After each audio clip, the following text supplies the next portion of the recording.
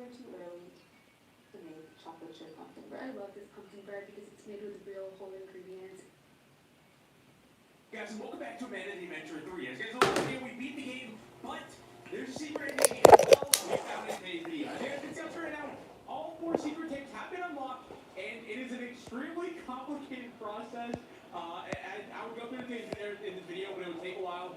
It basically involves giving a salad to those little test tubes that we saw, like in the earlier rooms. It's crazy. All right, I can't really get into it, but let's go ahead and start this. And let's get the secret in. Okay, so we gotta go to chapters. We gotta go to the chapel start, and we gotta see what these tapes have in store for us. Because as you guys know, we've only seen one of them, and it was pretty crazy. But we gotta watch them all in today's video. All right, so here we go. I figure we'll start here because we have to watch all 4, and then we have to beat the game again to be able to get the ending. So here we go. Let's go and start with tape number 1. We're gonna watch all of them. So if you haven't seen any of them, here you go. All right, tape number 1. Who's that? Hamlet. Good afternoon. Thank you for joining us. Recent allegations that our program, Amanda the Adventurer, has an adverse effect on children.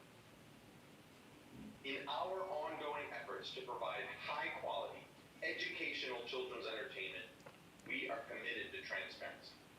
And as such, we are proactively connecting with you, our Kensdale community. A thorough, concerted investigation has shown that a very small number of viewers may have underlying conditions that cause sensitivity for advanced animation techniques. This slight fraction of our audience is notably susceptible to the groundbreaking but simulated interactivity. It's our understanding that these individuals became erroneously convinced that the characters were speaking directly to them and subsequently exhibited disturbing behaviors. They were.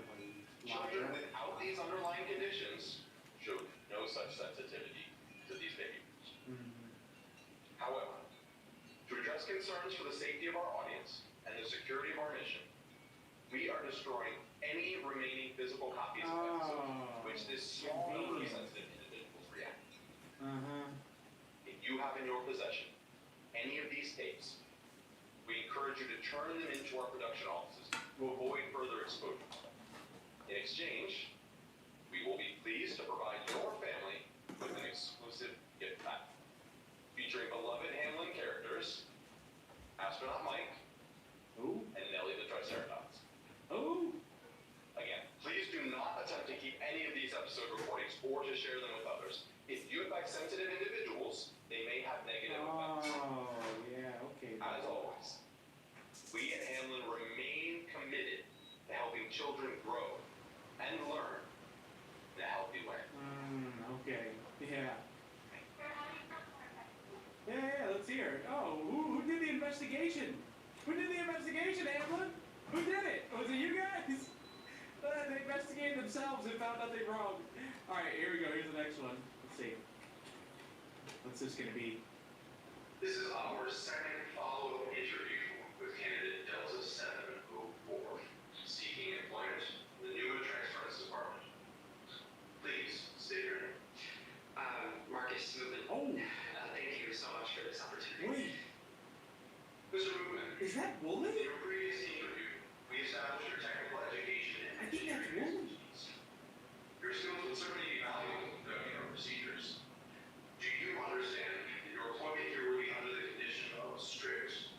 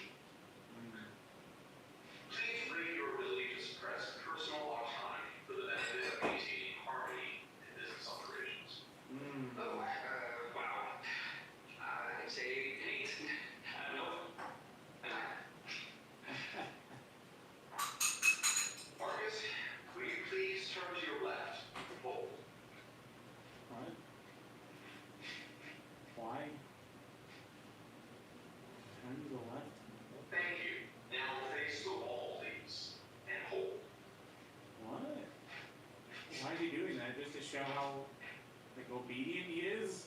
What? Why are they having to do this? Now please face straight ahead and hold. Are they getting like a scan of his body? Like what are they doing right Please now? hold.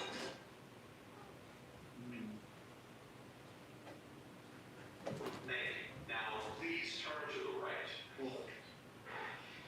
What is happening right now? Why are they having him do this? Feels like a mugshot.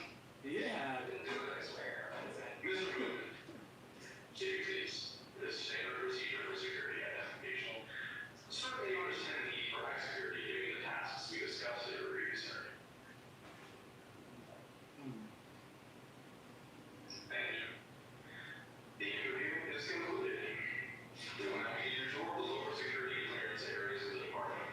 Ooh. Please hold all questions until the end of the tour. Nice. Well, not nice. We know if that is that Wooly, right? Wooly's name is Marcus Mountain, right, or something like that. So that had to be him. Interesting. Well, I guess you're walking. Is that me? Maybe that was me walking. I don't know. All right, blue tape. Let's see. What's this one going to be? 3 years after taking over production, Hamlet Entertainment has pulled the plug on beloved community TV show Amanda the Adventurer. Once a modest public access children's program, Amanda the Adventurer was purchased from local producer Sam Colton and became a high-tech and higher-budgeted animated series. Series creator Colton, whose current whereabouts remain unknown, often emphasized that Amanda the Adventurer is all about the power of children's imaginations. I wanted to create a show that teaches children that our world is a magical place, that there are little adventures waiting around every corner in their very own neighborhood. The show is a celebration of kids' imaginations. But really, it's all Rebecca. As soon as I met my beautiful daughter, the inspiration was there. You know, she was so young when I adopted her. And despite what she's gone through, she's always seen the world with such kindness and joy. She's the light of my life, and it makes me so happy to share that light with our community. Colton disappeared shortly after striking a deal with Hamlin in late 2002. Initially resistant to the involvement of outside forces, he signed over both the rights and, according to an anonymous source, stewardship of his adopted daughter Rebecca to the company. Oh, what? Since that acquisition, Rebecca has not appeared in public, adding to growing concerns regarding what goes on inside the company's maximum security facility. I've been delivering to Hamlin for years, and I only one person there. Same guy, day or night. Real sketchy. I think they live up there like some sort of commune, man. When those kids disappeared, I don't care what their people said. They had something to do with it. Hansdale used to be a peaceful place. When they got here, things got real weird. Real weird. Some members of the community have suggested that Amanda the Adventurer is not the innocent program it once was, pointing to disappearances of local children and accusations of harmful influence.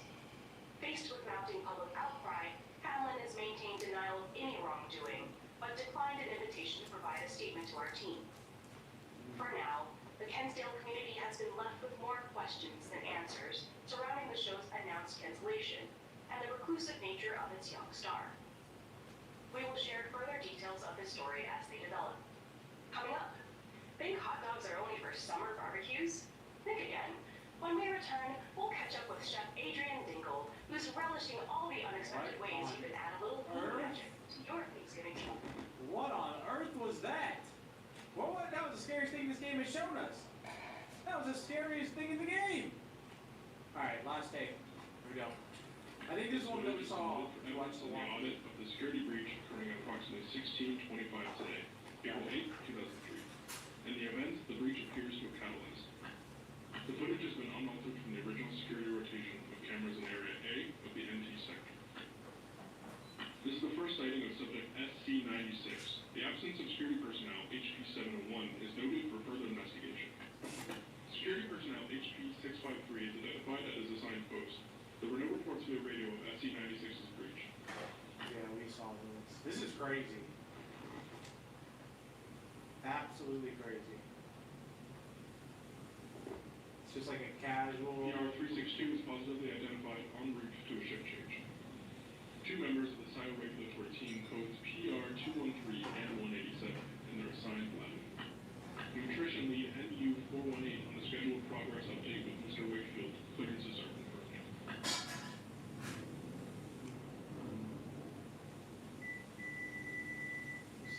off, super normal. Site regulatory team member PR362 reported nothing of note as SC96 moves behind him. Site regulatory lead PR734 escorting subject XF582KPO2 to pediatric lab number 5 for motor cognitive diagnosis. Okay. Wait, that's the room? No, it's different. That's one of the children that, to get the tape, you have to give, I think it's one All of them. requirements of the schedule shift change have been firmly been fulfilled.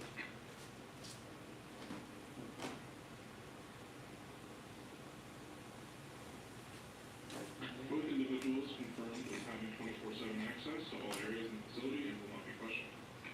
Oh, nice. Still unseen by any security personnel, subject SC96 is seen here entering his daughter's ring. So that's Sam, right? Because he said his daughter's room and Sam getting in there.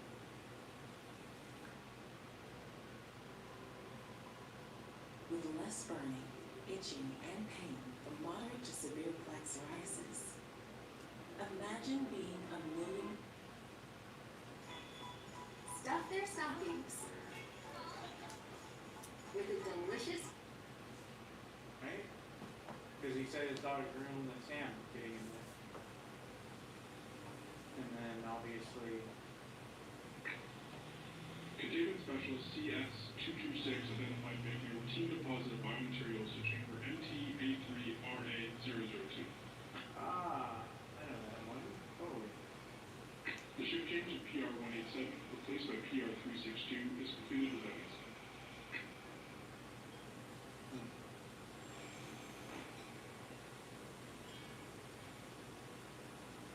Yeah. Everything's good. No incident. Everything's fine. Surely we're not about to see a Local horrifying active monster. trends are observed here. Preliminary investigation suggests this is the moment of inception of the Colton anomaly. Hey, so Security personnel HP653 has been cleared for the abandonment of his designated post. His response to the tremors is deemed appropriate. why did Amanda do that to her dad? Unless I'm just reading this wrong. Inhabitants of the farther areas of the MT sector reported no observation of the tremors that occurred at approximately 1625.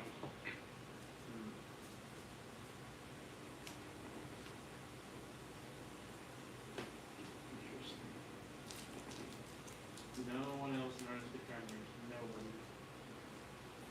It's completely fine. Imagine walking around with that giant. Further investigation of this source sighting of the anomaly is necessary to understanding its characteristics and movement patterns. Reports of disturbing noises in the ceiling followed the incident. Follow up on this report is ongoing. Seeing that, so scary, dude. It would be so scary. And nobody even knows. It's roaming around right next to him. Nobody even knows. Look at him. I have no idea. They're about to switch out. No idea. I'm crazy.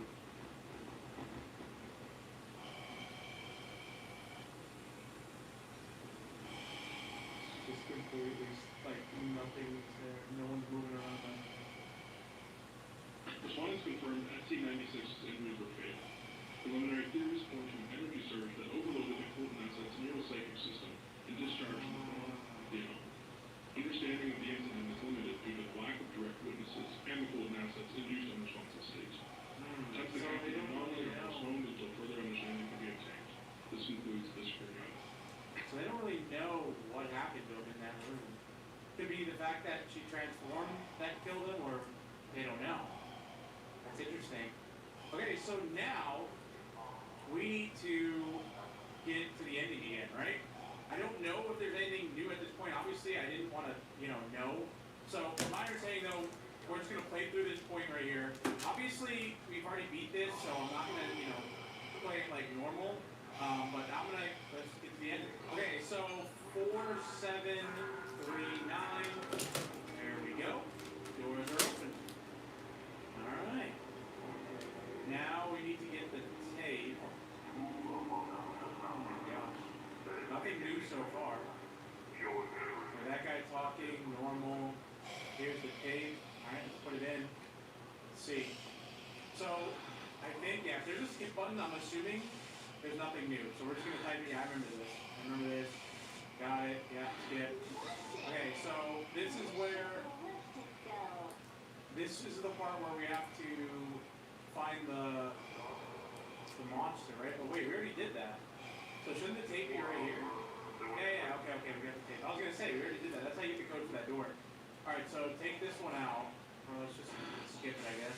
I don't think it'll even let us. I don't know if it's anything new though. This is a creepy tape, but I think we would know. Wait, I wanted to try something. Unless it's too late. Let me see. No, it is. Alright. Let's go ahead and do this here. And then we'll put this one in. Now, what is this tape? We're gonna skip through it. Oh, what the heck? Oh. I remember this.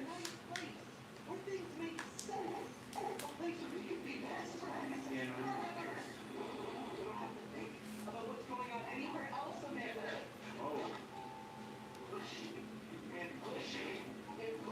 Alright, so far this is the same. Oh my gosh. Why do you have so many questions? Oh my god. Hey! Chill out, man. Chill out. Interesting that they give you the skip button, but you can't even skip it. Oh.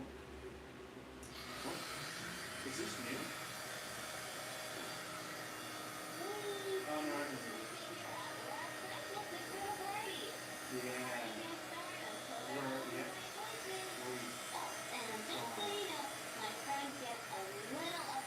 Okay, so we've seen all this. We're gonna skip. We have to say yes here because she wants to know if we can help her. See it?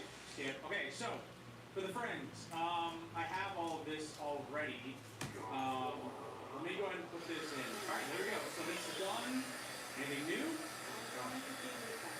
That's always creepy.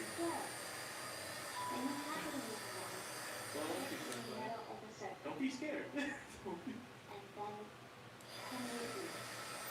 here we go. So the tape, here we go. Let's have a party. This appears to be the same so far. Nothing here, put it in the middle of the tape. And then it's levitating. The candle won't light up. We have these 4 tapes, but oh my gosh. I don't know if we should just beat it or what. The birthday. Nothing new up here? Okay. This is it, guys. Let's hope we get the new ending. Done. No signal. Here we go. Alright. I hope this will give us something new. I really do. Here goes nothing. All we can do is walk to the exit. We can't drop the tape, so can we assume that something's gonna happen here that'll be different? We've done this. They walked over here with the tape. What happened to the tape? I think it gets flung off to the side. Yeah, we pull this down. And then it gets flung off to the side. Is there anything else we could do? No. Pull it. Wait, didn't the tape? No, we had the tape.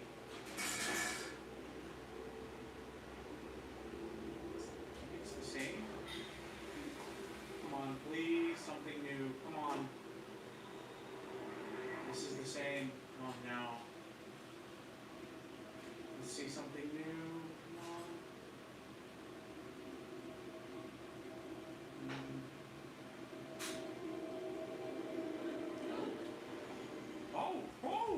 Oh my gosh, wait, this is new! This is new! Let's go! Let's go, dude! What the heck happened to her? Oh my god.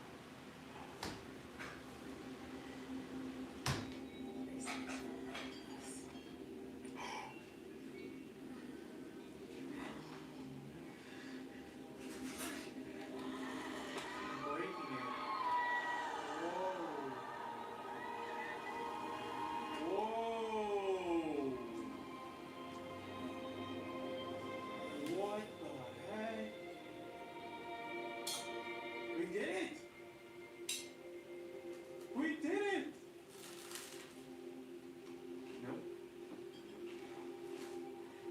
Where's Wooly though? So we. What? No, that's not it. No. Oh, wait.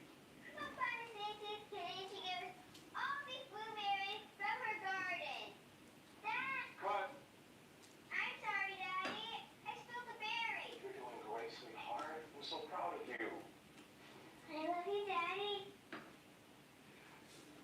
Trevor, are you still rolling in Glasgow? Come on, get back these berries after lunch.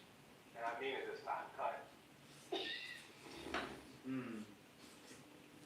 So he was just a nice guy? Cut, and I mean it this time. Got the achievement. Wow. So that's it.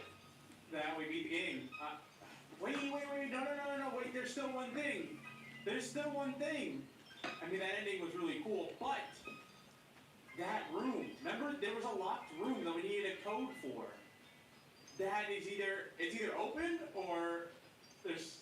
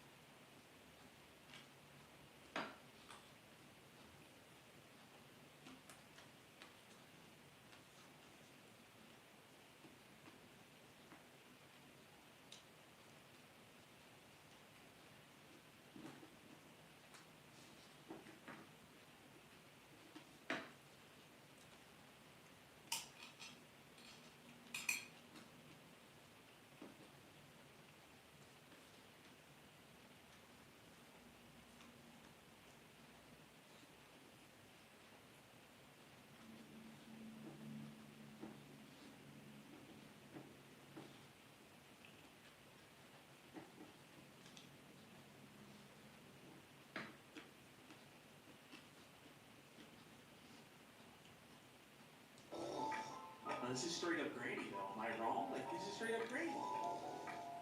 He's bald. He looks like One Punch Man a little bit. He's that bald. I don't mind that. Honestly, I might go bald. Just to kind of like power move, you know, show off. You guys are gonna see me do a face real bald. Boom. Oh. That's Jeff, dude. Oh my god. What's going on?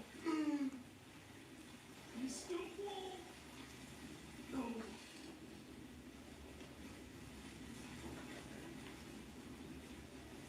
We kind of look like a mannequin, don't we? Are we the scary guy, or is it Jeff? Oh my gosh. No, that is so scary. If I'm Jeff, I break into this guy's house, I see that, I'm out. Immediately. I might let out a little shriek and then run.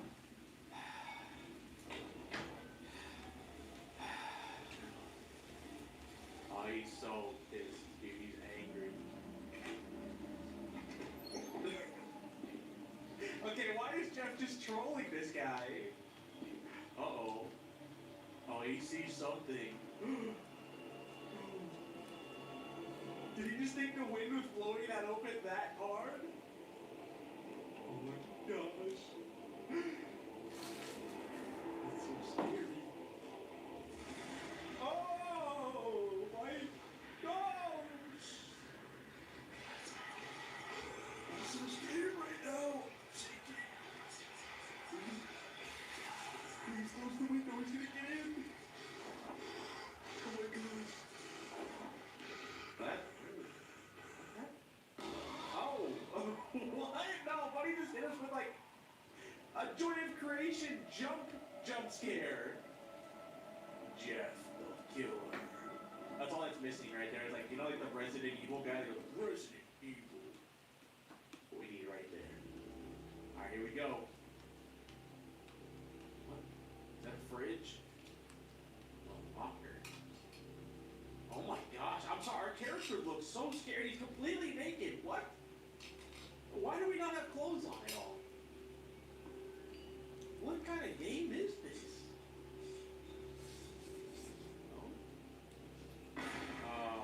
Wait, what? Did he just do that? Hiding in the closet until Jeff gets cold. Not a bad idea, right? But every second counts. The longer you stay in hiding, the higher the chance he will find you. The closet may serve as a temporary refuge, but soon enough, Jeff will catch up to you there too. Until Jeff gets old, I'd be in there, what's that, 80 years? Tap on the screen and start the game. Alright, let's go, dude. What an interesting intro. Oh, here we go. Wait, what? Where are you taking me? Oh. Alright, hey, you know what? That's actually not a bad idea. Holy. Okay. Hey, our character's kind of smart, dude. Just jump out immediately. He knows what to do. Where we go? Jeff knew that was coming, though. He didn't even lock the doors. He wanted that to happen. Guaranteed it. Dude, run. What? Oh, no. No way, buddy. Set up for a cinematic jump scare. Oh, no. How did he climb the tree that fast? That was so quick. Oh, no. Where's basement? Where did I get to? Oh, this looks pretty cool. Alright, eat. Alright, so we got a hiding spot there. What is it? Oh, glowing tin can. I'll take that. Nice, dude. Love that for us. What do we got? Alright, so this is Granny, right? So we gotta look around for like clues and stuff to break out. Ooh, hold on a minute. I can definitely hatch this close. I need a screwdriver. But you need to move these boxes out of the way. Okay, there we go. Alright, so we look around for a screwdriver. This door locked. I need to get out of here. Thanks, buddy. I didn't, any more obvious? Come on, out. I know what I'm doing here. We need to make a noise and hide. Alright, just spoil it for me, dude. I was gonna do that anyways. I know what I'm doing. Get in. Alright. Oh, I know he's in here, though. I can't. I don't know why. I imagine Jeff being like 3 feet tall, like 4 feet tall. Oh. Tip. He's here. Jeff peeks through the crack. As long as his gaze is on you, the gray skull will fill up. Duck down to get out of the sight. Don't let the skull fill up, otherwise it will open the door. Oh, that's okay. Get down. Oh my god. I'm already close. What the heck? What did he say? I always see you. Oh, you always see me, huh? Then how come you didn't see me that time, huh, buddy? Liar. Get out of here. Okay. No way he just leaves the door open. What? He's left the door open. He said, you know what? I can't find him. He definitely, I'm just going to leave the door wide open. In case he is down there, he can get out. Where is he? This is really bad. I'm like 1 foot tall right now. I'm like a little squirrel running around in Jeff's house. Okay, I need loot. How does this look? Oh, I need to have both headphones on. He's right there. Okay, get down. Oh, it's so loud. I got cleats on, dude. Go in here. Give me close. Alright. Give me the loot, dude. I know there's something crazy in here. We're looking for a way out. Show me something, please. This is all just garbage in here. Wait. He might be coming. Oh my gosh. I think he's out there. I don't know. He's not moving. Do you think he's either... Wait, can I look this? I don't know where he is. I'm gonna keep scurrying around. Oh my god! Get down! Get down! Get down! Oh. No, he doesn't know I'm in here. No, he doesn't know I'm in here. Surely not. He doesn't know I'm in here. No. Only literally. You saw where I hid, but you still don't know I'm in here? That's crazy, dude. There's literally only one spot I could have went into. I think he's just doing this for the love of the game at this point, honestly. Why is there a snowflake? Oh. Ooh. Okay, hold on. Got a little secret. Oh, dude. Alright, no, set me up. $20 Oh, set me up. Oh my gosh. Oh my gosh. I didn't know I would drop that. I thought I had an inventory. Oh, he's right there. Okay. Well, you can watch him. Okay. Oh, he almost saw me. Okay. He's leaving. Goodbye, Def. See you later, pal. I don't know about you guys. Every time I hear his name, Jeff the Killer, I always think of my name is. And it just immediately makes him not scary. I'm sorry. It's just. Oh, wait. Hold on. Hey, Jeff. Chill. It was a meme. I wonder if this game picks up my microphone. I don't think it does. Where did he go?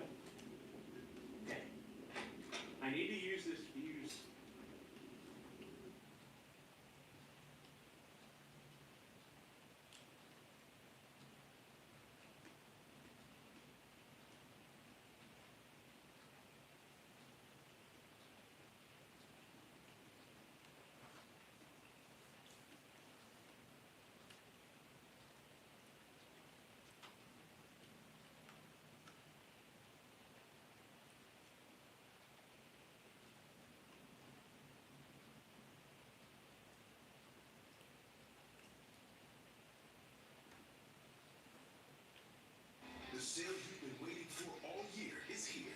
Celebrate a golden age of sound with 200.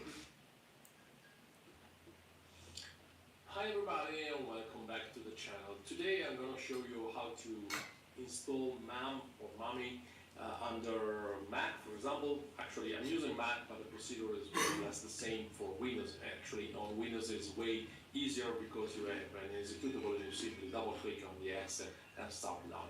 So the first thing of course is to download the MAMI emulator. So we just Google it, MAMI. I will give you the links in the description. Okay, so you go to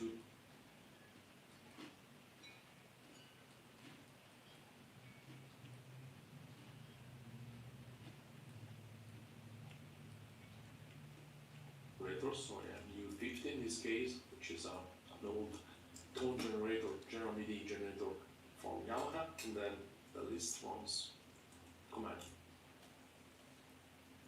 And this is telling me all the ROMs that are needed for the specific emulator, the specific game, or in this case, the specific synth. So if you want, you can simply search for the names of these ROMs, and this is very simple to get.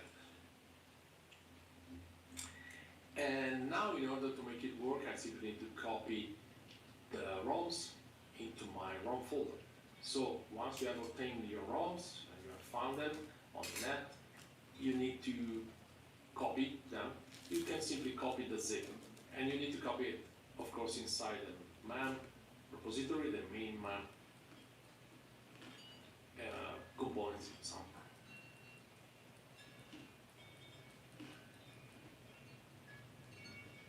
Make the screen a little bit brighter. Okay, we have the contrast here, so this is the actual unit. So I move around here and then I can specify the new value by here, by going here to value. So I will increase the contrast and then exit the system.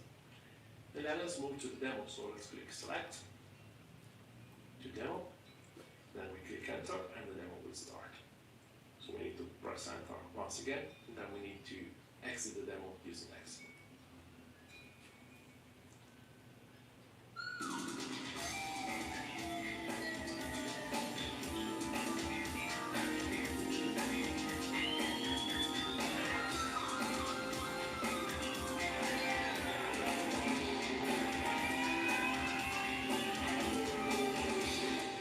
Yes, okay, that's enough. There's a lot of reverb, of course.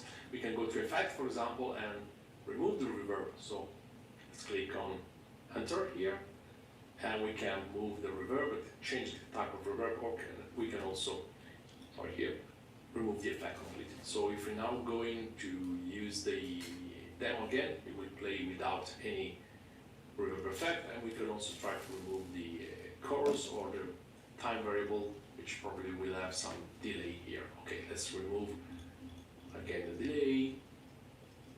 Okay, so no effect on delay, maybe no effect also the chorus, because I don't like to have these effects on the demo itself. Okay, no effect on everything, so we can play the demo just as is. So let's go back with exit, exit again, this one, and then enter the util again, and go to demo, enter again, and enter.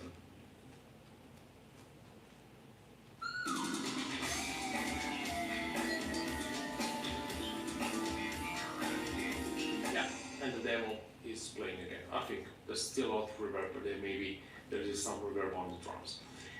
And we can also change the interface by going, again, you need to search around. There are different artworks, so you can go to the MAM and to the artwork folder. And if you go around, there are many different artworks for the specific synths. So basically there are only JPEG or SVG files, and we can move again in this artwork folder the MU50, for example, zip, which contains different layouts and different artworks actually for the synth. So we can now start again. So the same command as before, so we're just pressing the up key on my keyboard, and this time the emulator will have another face, will have another artwork. So again, it's starting. You see here a bit nicer, I think, better implementation. But the synth, the emulation is the same, and it's working as well. So you can go to the util. Okay, let's begin, let's start. Okay. You can remove it, you can resize the story, you can go to the util again here, you can go to the system and change again some system parameters such as the contrast. So maybe I want, in this case I want a bigger contrast, and you see that everything is manipulated almost.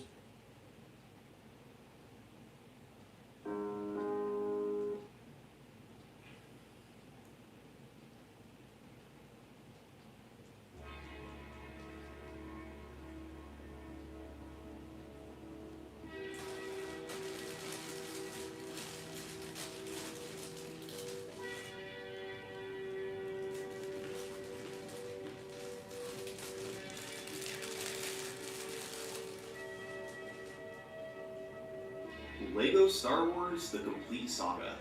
It's a game that millions played upon original release, and 15 years later, nostalgia is driving another wave of popularity. As more people play Lego Star Wars, a question emerges. How quickly can the game be beaten?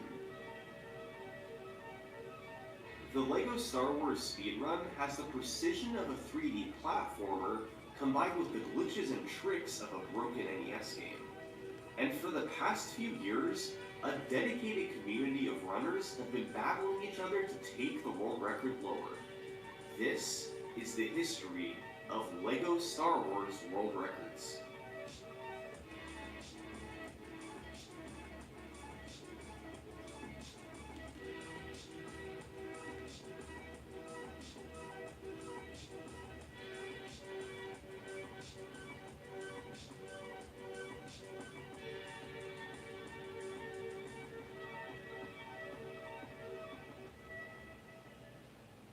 And now, a word from this video's sponsor, Raid Shadow Legends.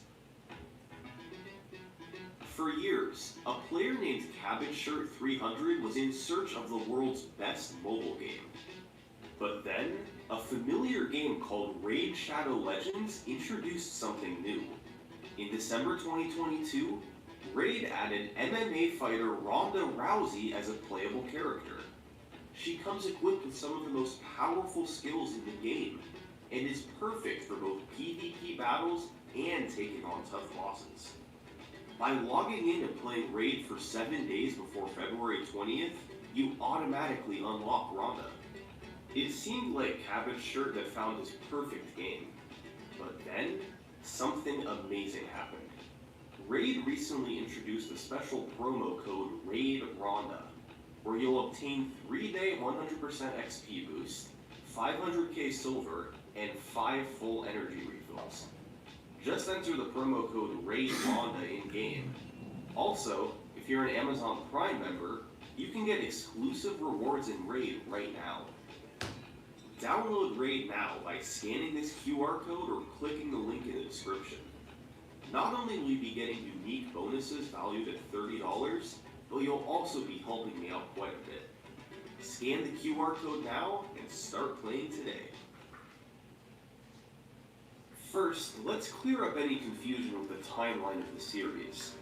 LEGO Star Wars the video game was released in 2005, where you could play episodes 1 through 3.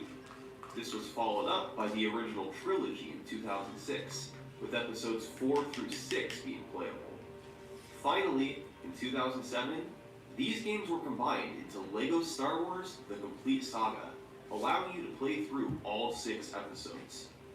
While the 3 versions are all speedran today, the most popular one by far is The Complete Saga, the topic of this video. Now, the earliest full game speedruns of The Complete Saga date back to 2013, but it's a bit of a hazy timeline. See, back then there was no concrete rule set.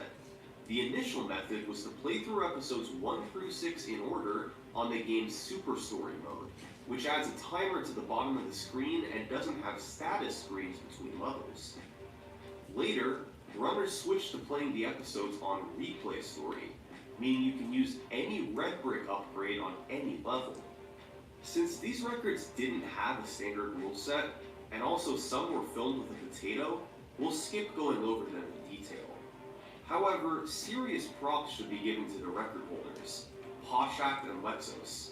the champions of the Complete Saga's early era. For the next 2 years, no records would be set. But in 2015, the community began to form once again. And for the first time, standardized rules were created.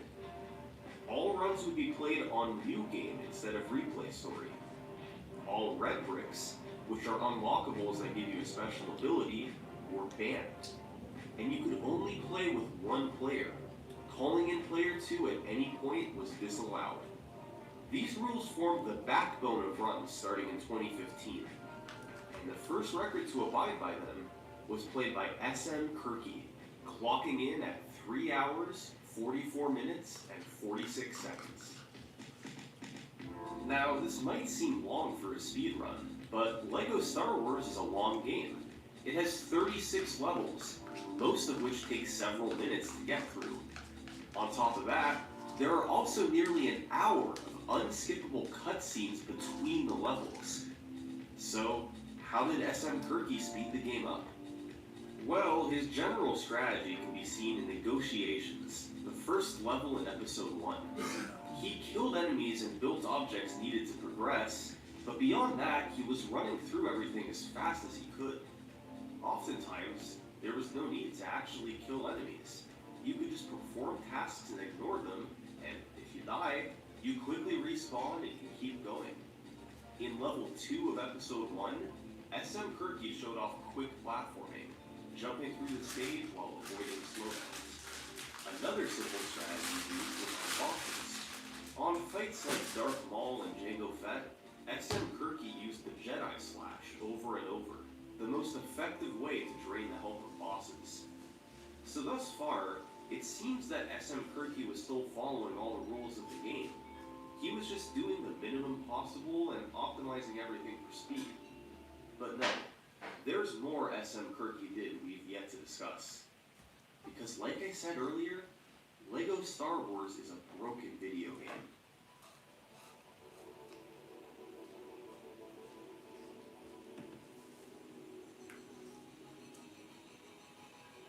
In Level 5 of Episode 2, you normally have to use one bomb to take out one side of the barrier, then go back and get a second bomb to take out the other side. However, the collision of the barrier stops extending out to the right once the right side is destroyed. So, by doing a precise spin move, you can make it around the barrier without having to backtrack for the second bomb. It's known as the 2-5 first barrier skip, and saves roughly 14 seconds. In Level 2 of Episode 4, you normally have to build and push a block to progress through the stage. But if you instead veer off to the left and double jump off of a slope in the wall, you can make it to a platform and skip right through it. Once again, this saves roughly 14 seconds. And in Episode 5, one of the biggest skips in SM Kirky's run takes place. To end Level 2, you have to get on top of the Millennium Falcon, and the intended method to do this involves unlocking a door to release animals and jumping off of their backs. Instead, SM Kirky precisely spaced a double jump to barely reach the top early, saving 40 seconds. In all, there were more than a dozen tricks like this across the run, adding up to minutes of time save. There's honestly too many of them to go over in depth here, but many of them follow the same pattern. Doing a precise jump somewhere you're not supposed to in order to skip doing something else that would take longer. We'll see more of these tricks later. But as a whole, SM Kirky's run was on another level compared to the runs from 2013. Fewer mistakes, more tricks, and a cleaner speedrun overall. It was a great starting point, and it stood as the record for almost a year. But in mid-2016, along came a player known as TSG. And what TSG did to the world record was this.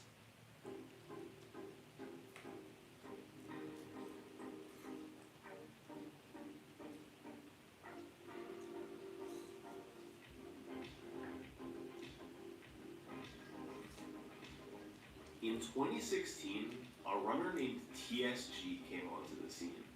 By June, he'd have the world record. And over the next year, he'd do that 9 more times. His dominance can be attributed to a few things. First, his skill level was well beyond that of any other runner.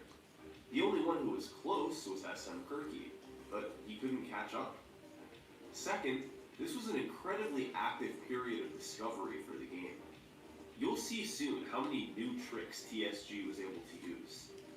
And third, TSG played the game on PC. This wasn't fully known at the time, but running the game on PC is much faster than any other version, mainly from having faster load times. TSG's first record was a 341.17, and after the first level, he was presented with the option to save or not. After you save for the first time, you lose a couple seconds from auto-saving after every level. However, it does allow you to reset the game before a cutscene plays at the end of each episode, since your progress is saved before then.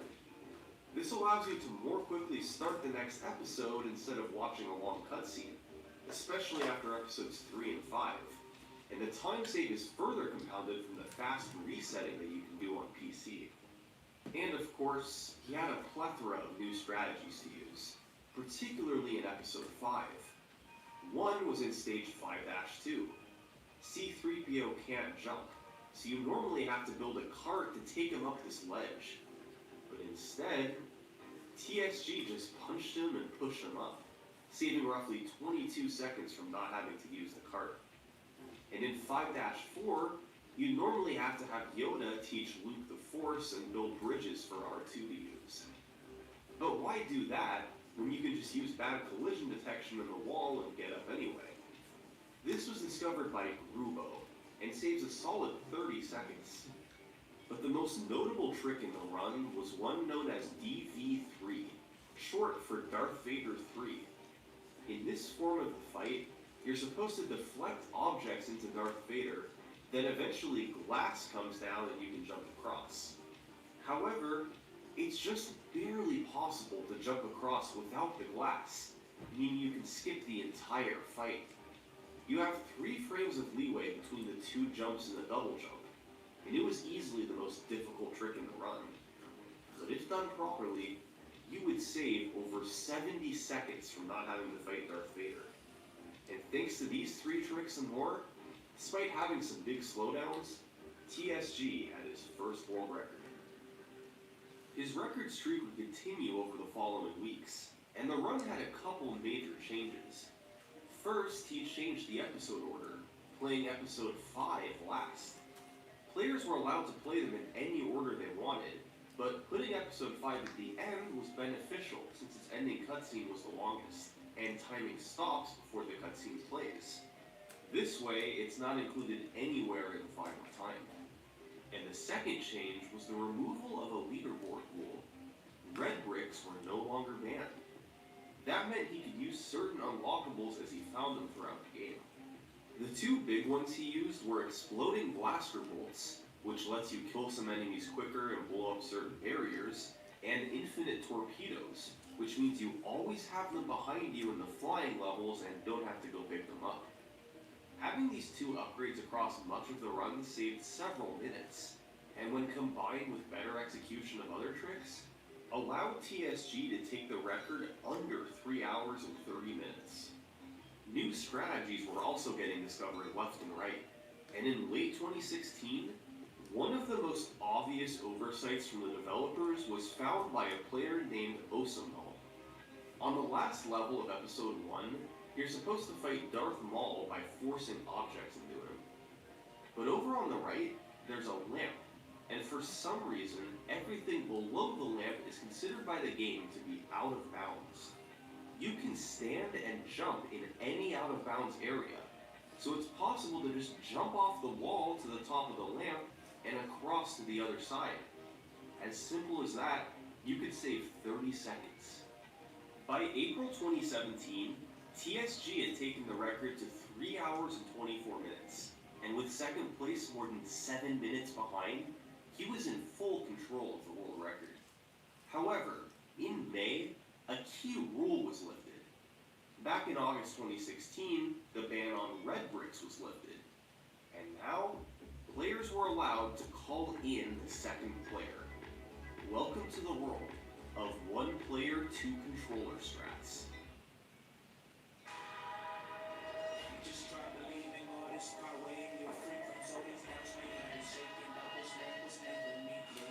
Extra aroma, extra sensual, extra dose.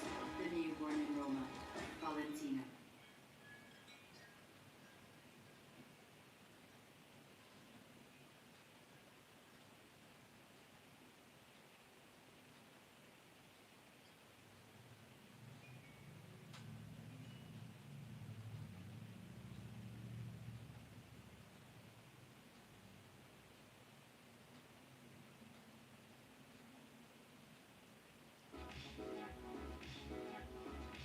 So what's the benefit of using a second player? Well, Lego Star Wars was designed to be a two-player game, and some sections can be completed much faster with the second player. In 4-5, for instance, if you have one player, you're supposed to build a cart to go over buttons fast enough before they turn red. But if you're using two players, no need for the cart. There's a couple sets of these buttons in 4-5, and if you skip using the cart for both, you save a full minute. However, you're not allowed to have a physical second player to help you out. You have to do everything alone. So, whenever you want to call in player 2, you have to control them both at the same time. It's known as one player, two controllers, or 1P2C. And on PC, there's 3 options for this. You can use 2 controllers, you can use 2 parts of the keyboard, or you can use a keyboard and a controller. Most runners nowadays go with the keyboard controller method, but in June 2017, TSG set a record with the controller method. The only point TSG used 1P2C in the run was in 4-5, but the community knew there could be applications elsewhere. Less than a month after TSG's run, it would be beaten by a new player, Rauschmore. He had been a contender for a while, but rapidly improved his personal best in mid-2017 to take the top spot. He too used 1P2C in stage 4-5, and thanks to a couple new strategies in episode 6, pulled ahead for a new world record by 90 seconds. However, TSG was up to the task, and just a week later, he took the record back. By the end of the year, TSG's time was down to 3 hours, 19 minutes, and 30 seconds.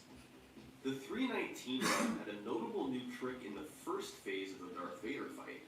After dealing 2 hearts of damage, Darth Vader jumps around and won't knock Luke's Stormtrooper helmet off. You can then use R2 to precisely land on the white part of the panel, then fly and avoid a death plane to barely make it to the other side. Once there, you activate a platform for Luke, and open the door with the Stormtrooper helmet to skip nearly the entire fight.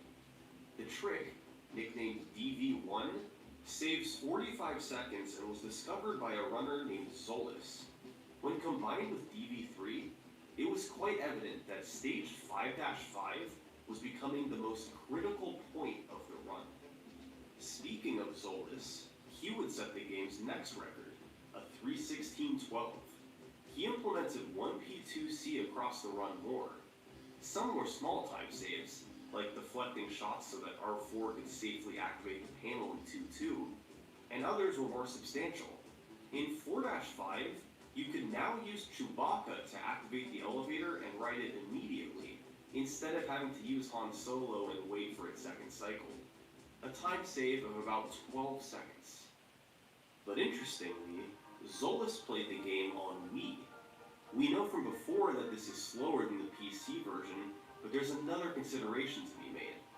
The Wii version requires using both the Wii Remote and the nunchuck. So to do 1P2C, you need to juggle 4 controllers at once.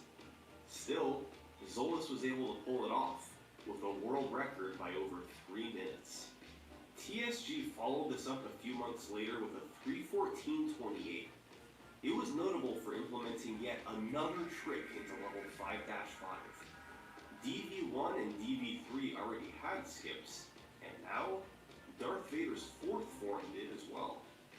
it was possible to do a couple of precise double jumps and skip having to use the force and having to use R2.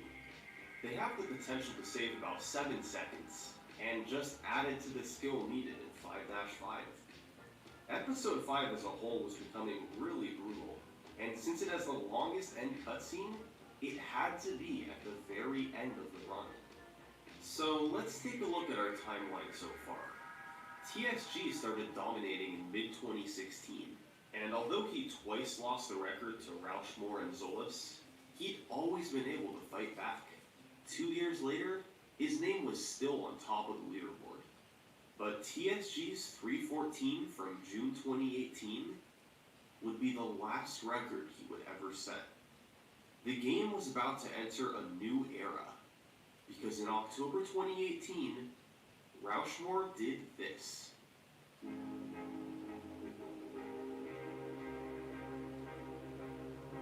Over the span of just 3 weeks, Rauschmore took the record from a 3:14 down to a 3:09.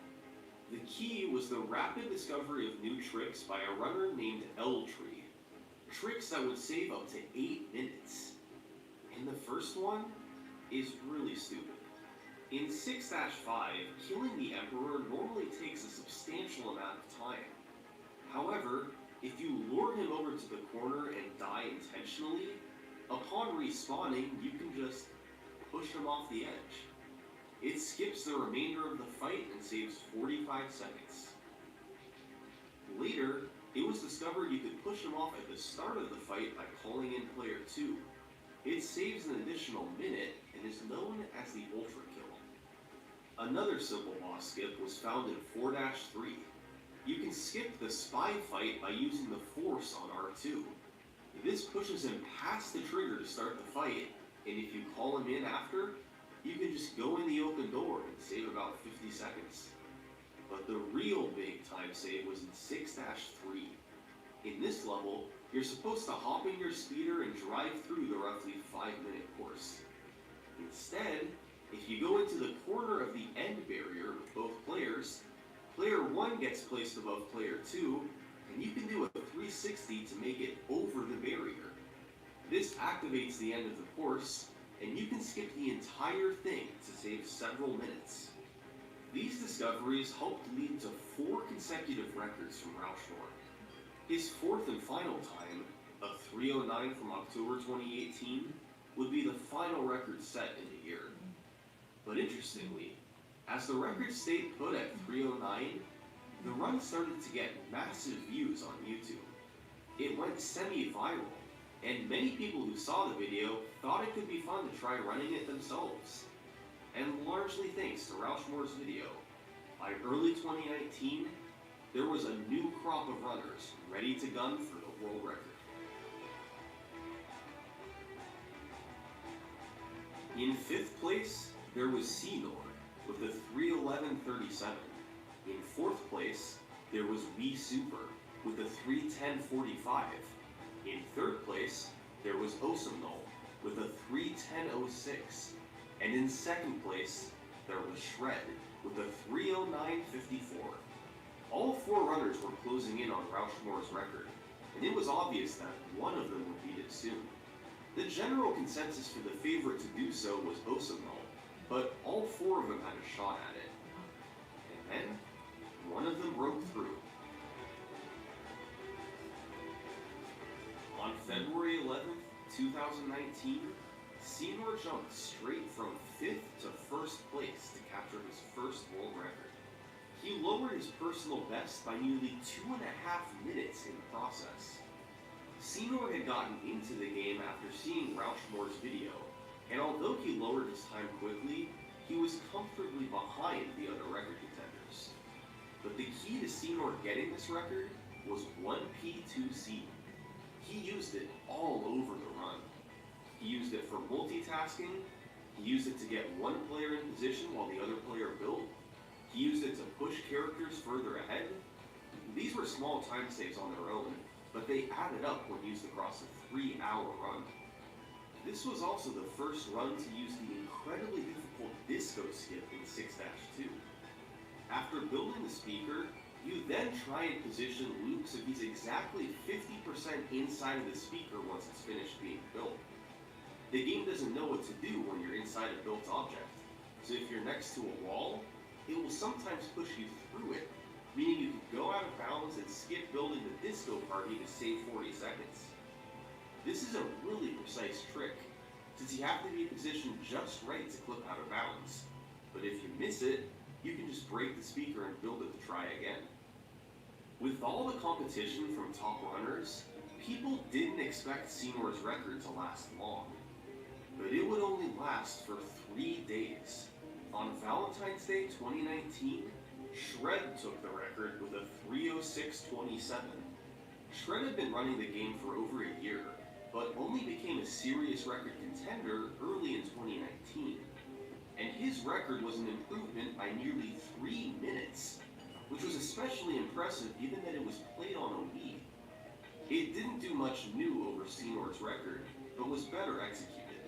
It had a first try ultra kill and a cleaner episode 6 overall. Senor fired back just 3 days later with another 2-minute record improvement. The world record was now down to a 3:04, but it still had some significant slowdowns. Senor lost nearly a minute on disco skip, and over 30 seconds in 5-5 from missing the DV skips. So clean up those tricks, save a bit elsewhere, and add in a couple new strategies, and suddenly, sub 3 didn't seem out of the question. In March 2019, 2 runners started to pull ahead from the rest of the pack, Senor and Wii Super. Both of these guys had only gotten into the game in the last few months, but they lowered their times side by side and got good quickly. They raced each other frequently, and although Senor was slightly ahead on the leaderboard, Wii Super was never far behind. As March progressed, these two made it clear. They both wanted to make a push for the world's first sub 3. It was barely in the realm of possibility. But with the two of them pushing each other, a sub 3-hour run started to feel more real than ever.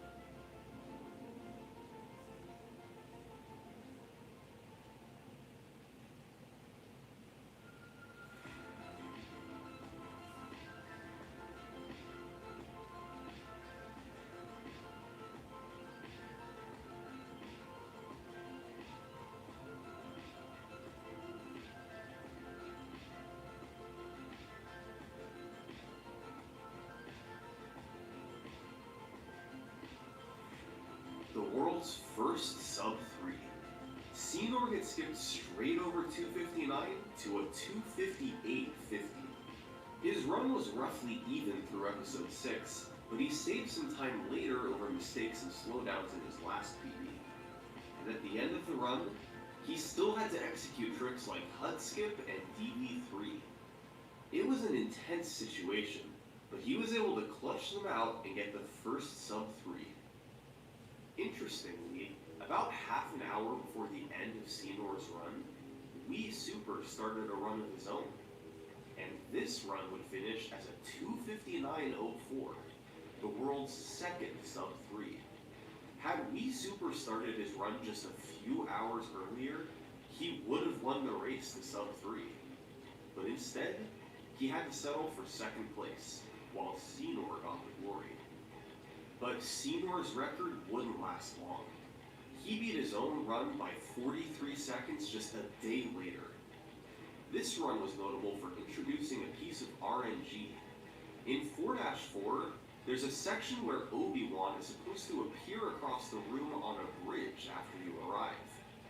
The way the game tries to get him there is by running through a room with barrels.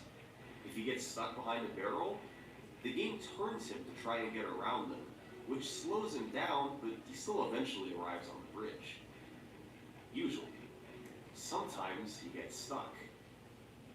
And if that happens, he never shows up, and you can't progress through the level. Lego Star Wars is a broken game.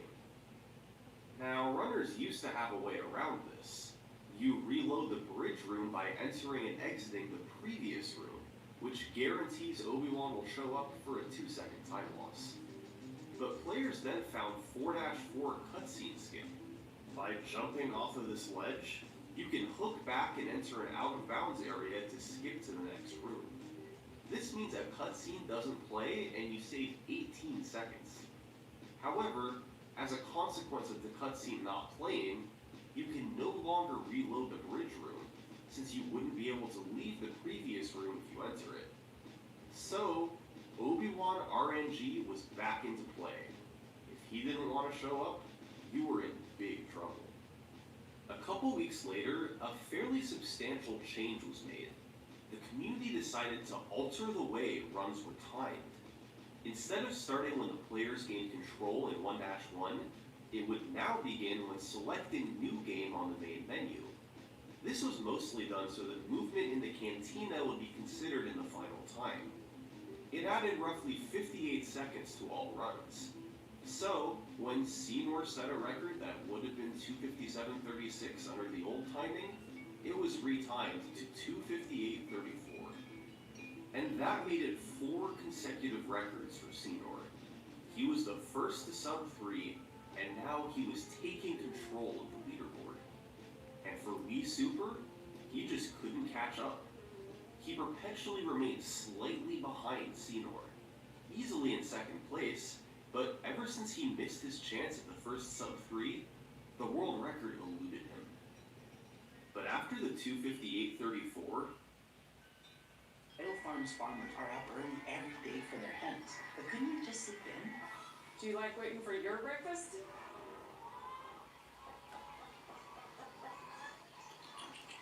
Vital Farms, good eggs.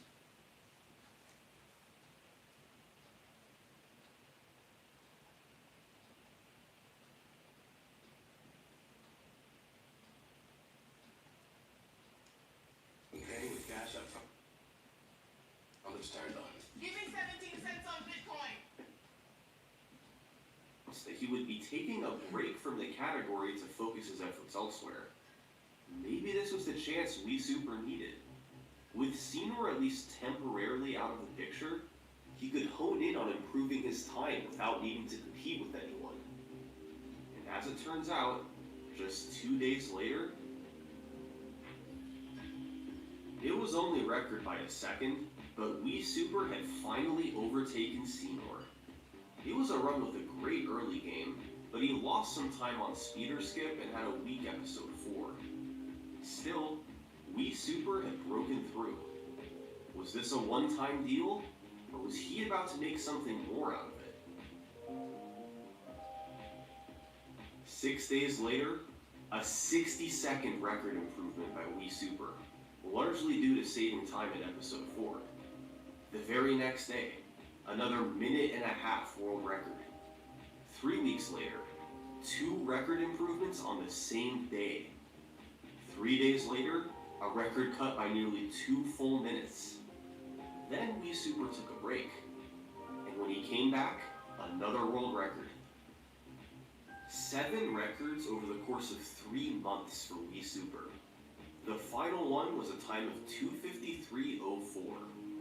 After a while, Senor had come back to attempts, but this time the tables were turned. He was the one who couldn't catch up to Wii Super. The way he went on this run was through both improving his own skills and utilizing new strategies. In 2-6, Wii Super began using Dooku Skip. By standing on a barrel, you can force it with player 2 and clip under the floor. By then dropping out with the inbounds player, you can lead them forward past the trigger for the Dooku fight and enter the next room. The trick was found by Senor and saves up to 30 seconds. Wii Super also began using the Vehicle Smart Bomb Red Brick. It allows you to hold the special button in ship levels and make everything on screen explode, which can save you about 20 seconds in 5-1. And interestingly, with these new tricks being incorporated and runners' skill levels improving, someone new moved into second place, Shimkin. He had been in third place for months, even being a part of the initial sub-3 grind, but he always remained behind Wii Super and Senor. But he was improving, and by May, he was ahead of Senor. And sure enough, when Wii Super woke up on the morning of July 6th, his record was gone. Shimkin had beaten it by over a minute, getting a 2:52 flat. It was a run with a slow early game, but after a gold split in 3-2, he was off to the races. He pulled ahead of the record and crushed it. So, Wii Super had to get back to work. And it took him 13 hours to get the record back. Over the coming weeks and months, Wii Super and Shimkin would trade the record back and forth. Wii Super was the first to take it under 250, with a 2:49.55 on July 17th. Shimkin would get the next record, and by the end of the year, it was down to 2:45.39. How did these two take the record down by 7 minutes? Well, there was a new red brick, Fast Force, which does what it sounds like. It lets you force objects faster. To obtain it quicker, Shimkin found a method of going out of bounds, then doing a death warp to get back on track. It's unlocked in 4-2, so players started playing episode 4 earlier in the run so they could use Fast Force in episodes 6, 3, and 5. And of course, there were a plethora of new strategies discovered in the second half of 2019. Some were small and saved a few seconds, while others saved closer to half a minute. But the big one was in 5-6. It's the last stage in the game, and it had an evolution of skips over the years. Way back during TSG's record reign, runners started doing a trick called Bespin out of bounds. You jump roll off a ledge to land out of bounds, and progress forward in the stage to skip having to build C-3PO and open the door. It saved 45 seconds, but was immensely difficult. Players used this trick for years, but in December 2019, Seymour found something better. You join with player 2 and put Lando in a doorway. If player 1 stands far enough away and Lando jumps, the door will close. If it closes while you're at the top of your jump, you'll get pushed through the door frame and out of bounds. Ultimately, you can get to the same room as you did from Bespin out of bounds, but it allows you to do so nearly a full minute faster, and is much easier. The only problem is that if you miss the door clip initially, AI characters can randomly run near the door and prevent it from closing, so you really want to get the trick first try. With all these time saves combined, and runners still improving their skills on top of that, the world record was down to a really solid 2:45. It was enough for Wii Super to take a break from grinding the category, and Shimkin had stopped playing it as well. Other than those two, nobody had a PB under 2 hours and 50 minutes. But over the coming weeks in late 2019 and early 2020, the game would get a huge boost in popularity, thanks to an unlikely source: TikTok. There was a big wave of nostalgia for LEGO Star Wars. Millions played it while growing up, and after years had passed, they looked back on the game fondly. A trend began on TikTok where people changed their profile pics to mimic how they look in LEGO Star Wars, with a green or blue circle around them. This increased the game's popularity on the internet as a whole, as people remembered LEGO Star Wars and wanted to experience it again.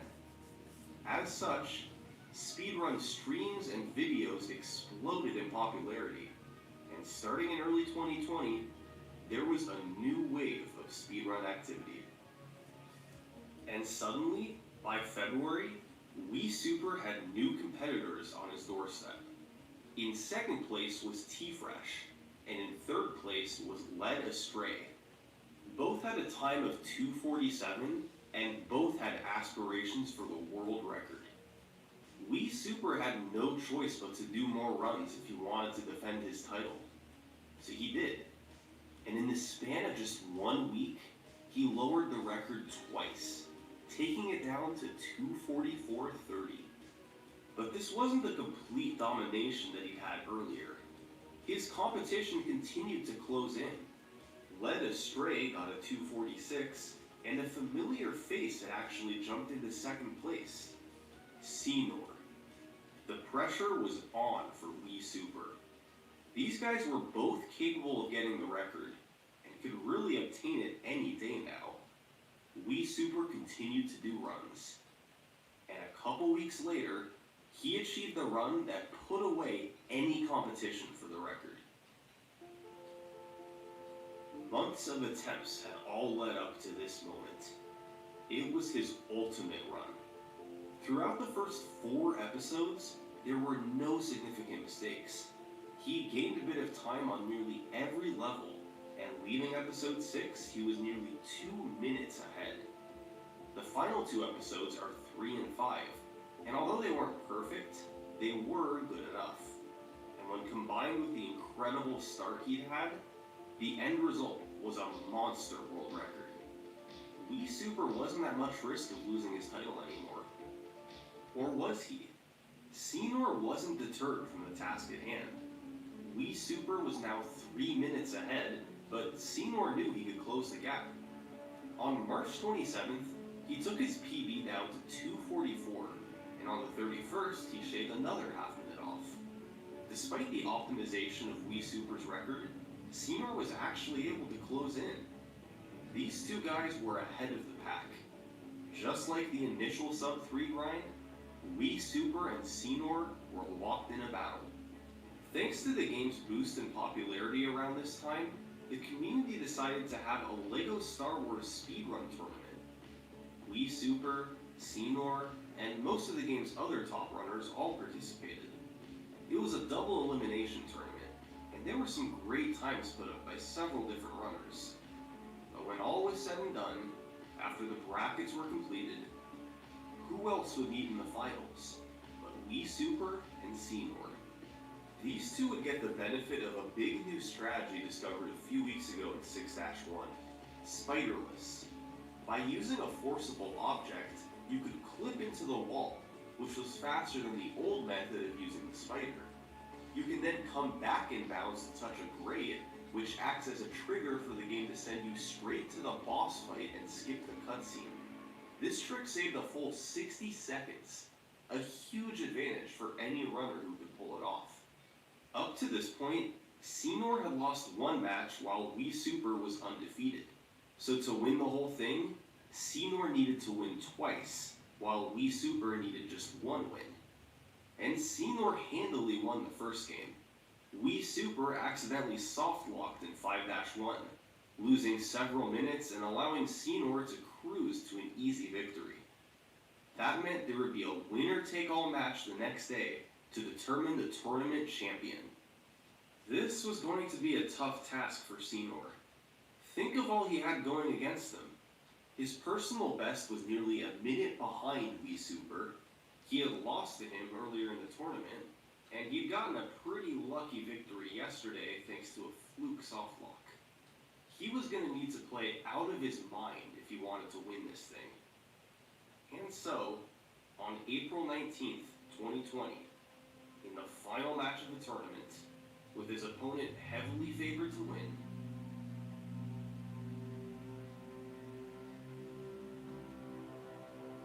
This was Senor's first world record in over a year, back when the run was 16 minutes slower. And it was actually a close race through much of the run, but Senor eventually pulled ahead. And although Wii Super finished with a 2:42, he didn't stand a chance. Senor won the match, he won the tournament, and he got the world record. And the race to sub 240 was officially on. Once again, Senor and Wii Super were the two competitors. As it turns out, Senor's time at the top wouldn't last long. Wii Super wanted the record back, and it took him just 5 days to do so. He got a 2:40.32. This run was actually on sub 240 pace until 5-5. But the last two stages of the run are two of the toughest. Wii Super lost a lot of time to DV3 in 5-5, and to Door Clip in 5-6. Sub 240 would have to wait.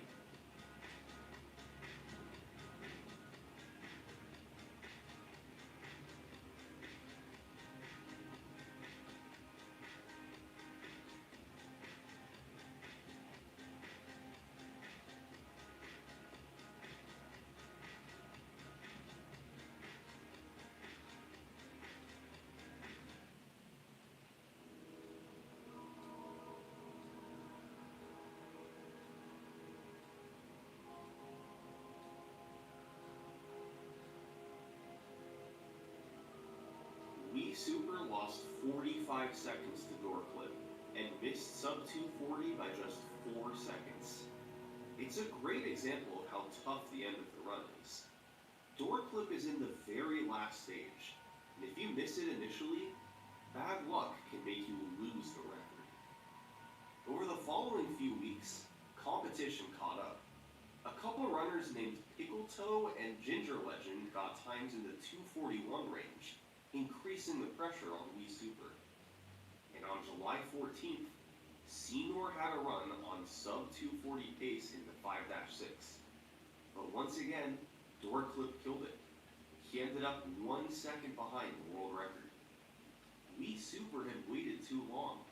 Other players had caught up, and it was a dead heat for the first sub 240. But on July 22nd, Wii Super had a run with a fantastic first few episodes.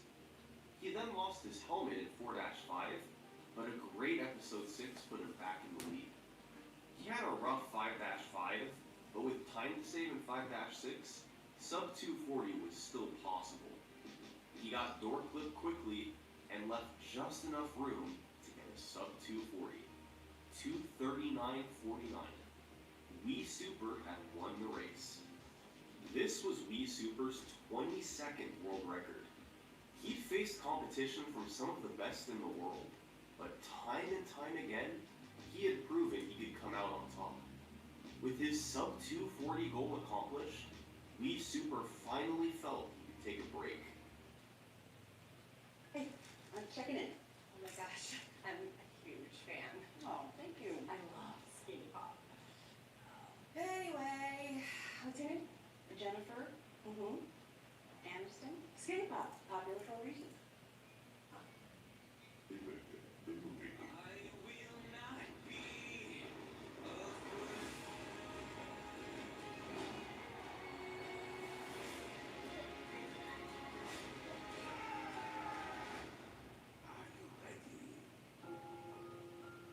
for a great adventure?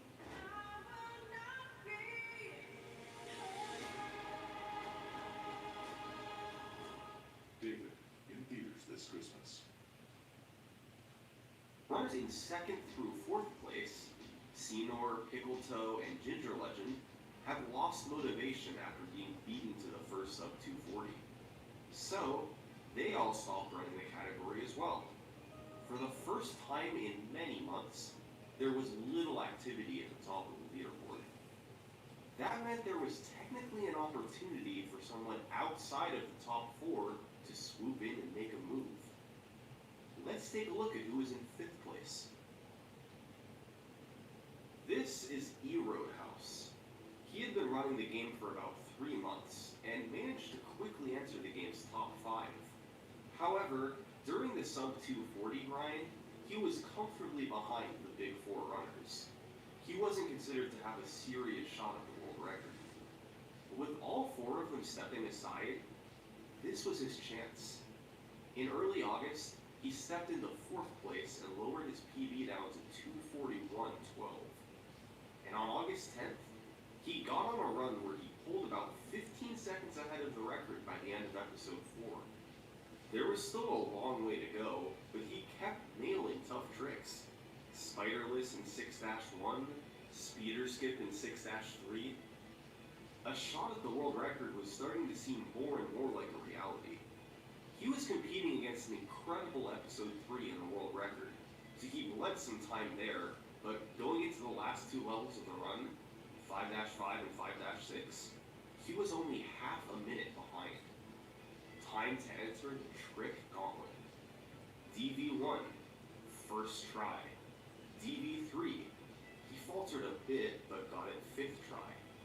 DV4 jumps, both first try. And finally, door clip, 2nd try. This all saved about 40 seconds over the last 2 levels in Wii Super's run. And it was enough for E. Roadhouse to get a 239.43. He had leapfrogged over Pickletoe, Seymour, and Wii Super to get the world record. There was a new face on top of the leaderboard. Well, Wii Super wasn't going to take this lying down. E. Roadhouse had only beaten him by 6 seconds. Surely it wouldn't be too hard to take the record back. But Wii Super wanted something better. There had been a number of new strategies developed around this time. Wii Super knew that if he utilized them all in a full run, he could beat E. Roadhouse's time by minutes. We won't go over all of these new tricks, but there's 2 particularly big ones. And the first one, well, LEGO Star Wars has an ultra shortcut. Level 1-4 is the pod race. You have to drive around the course 3 times to beat the stage. For years, there was no way to really speed this up. Even the fastest world records just rode the 3 laps. But in mid-2020, P53, Hamster, and Seymour combined to develop a trick called pod fraud. It's a very complicated trick, but the gist of it is that the game's only method for checking lap completion is seeing if you've touched an area on the far side of the course, and seeing if you've touched the finish line region. So after driving a lap normally, you go out of bounds with 2 players, leave one by the finish line region, and try to get the other to the far side. This middle section out of bounds kills you, but it lets you build up speed quickly. So, by dying a few times, you can build up enough speed to make it across. By touching this region, the next lap is activated, and you skip having to drive around.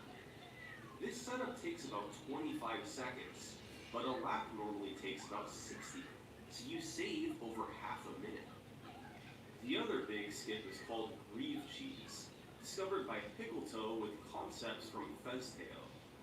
The general Grievous fight is normally a slow, scripted battle, where you jump around the level and then attack him on the main platform. However, he'll only perform his scripted actions if you're actively standing on this platform. So, you can use Obi-Wan to lure him toward a rock, then jump off the platform and shoot him with player 2 before he walks too far away. By repeating this over and over, you can drain his health without having him ever perform scripted actions.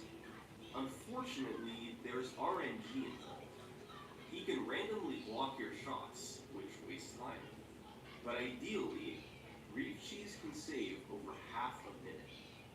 With all this and more, Wii Super felt that he could crush the current record. He was right. On September 18th, he beat E. Roadhouse by just under 2 minutes, getting a 237.49. A few weeks later, he did it again with a 2:36.08. The leaderboard was back to normal. Wii Super was dominating the competition multiple minutes ahead of anyone else. And still, years after his first world record, nobody could catch Wii Super. At least, not for a couple weeks. Just 16 days after Wii Super's 2:36, Roadhouse managed to get the record back. The key to doing this was yet another complicated new trick: Falconless. The normal way to end stage 4-5 involves activating 4 triggers scattered throughout a big room, then killing all the stormtroopers. It's a slow process that gradually raises the Millennium Falcon, so you can eventually enter it and end the level. However, P-53 found a way to end the level early. You first have to load the last room of the level, which can be done by entering this grapple room.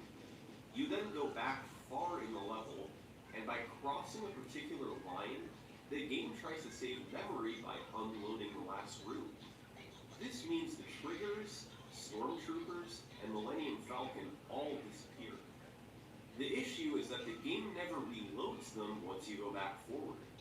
So you re-enter the final room, and nothing's there. Since the stormtroopers are gone, the game treats them the same as if they were killed. So you can jump into where the open door would be, and the level ends. This saves about 1 minute and 15 seconds, and Roadhouse's new record was a 2:34.51. That means that even without Falconless, he still would have beaten Wii Super. Maybe it was a fluke. Whenever someone took the record from Wii Super, he was always quick to respond. But a month later, Roadhouse set another record, 2:34.32. This was uncharted territory. When was he going to respond? Well, a couple weeks later, Roadhouse got on a run that was 25 seconds ahead after episode 2. This was the best pace anyone had ever been on that early. He lost a bit of time from missing a clip in 4-2, but managed to improve to 30 seconds ahead leaving episode 4. With one of the greatest ever first halves of a run, he just needed to avoid disaster in the back half to get his 3rd consecutive record. But instead of avoiding a disaster, something else happened. Roadhouse went on to play the best episode 6 ever performed. He was now 1 minute and 45 seconds ahead of the record. As you can imagine, the pressure he felt at this point was enormous, and he faltered a bit toward the start of episode 3, losing about 7 seconds in 3-2. But he followed this up with his best ever 3-5, and leaving episode 3, he was more than 1.5 minutes ahead of the record. It was by far the best chance he had ever had. He had a shot to not just lower the record, but demolish it. But he still had to get through episode 5, the hardest episode in the run, with the toughest tricks all right at the end. But he didn't need a perfect episode 5. He just needed one that was good enough. He had a 90-second cushion. As long as he didn't completely choke, he'd have another record. But with all the pressure mounting, and being on an unthinkable pace, Roadhouse didn't have an amazing episode 5. He had the best episode 5 ever performed.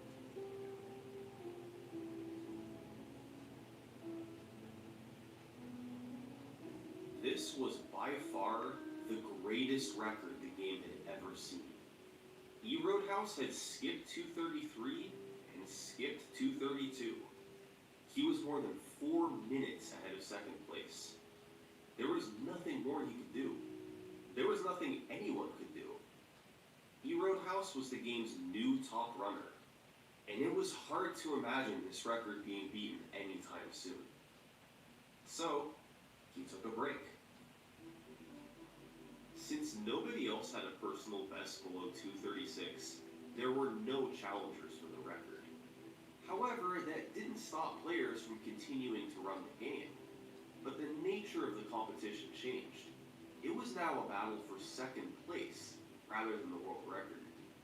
About a month after the 231, a new runner moved into second, Ginger Legend. A few days later, he'd be beaten by Senor, getting a 235 and then a 234. It's important to note that there were very few new strategies being utilized. The vast majority of their time save came from getting better at the game. Fewer mistakes, better movement, that sort of improvement. By February, a runner named Zach achieved a 235, and by March, there was a trio of runners with a 234. Senor in second place, Ginger Legend in third place, and Zach in fourth place. For the first time since he set his mammoth world record, Roadhouse was feeling a bit of pressure. They were still minutes away from his record, but their times were dropping.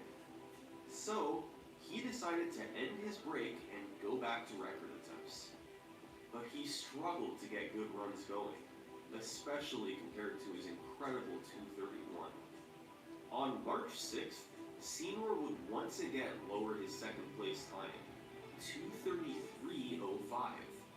He was now within 90 seconds of the world record. Roadhouse continued his attempts, but failed to get anything good. And then, on March 9th, Zach got on a run that was even with the world record through episode 2, then actually gained half a minute over the record in episode 4. Once again, this was mostly due to better gameplay rather than new strategies. He ended up losing time to the incredible episodes 6 and 5 in Roadhouse's record, but still finished with a 232.23. Zach was just 35 seconds off the world record. Senor had a 233, Zach had a 232, and Roadhouse had a 231. All three of them were doing attempts, and all three of them had potential to get the world record. Roadhouse's time had run out. He was now in direct competition with two strong runners. There was no question the world record was coming down. The question now was, which of these three was going to do it first?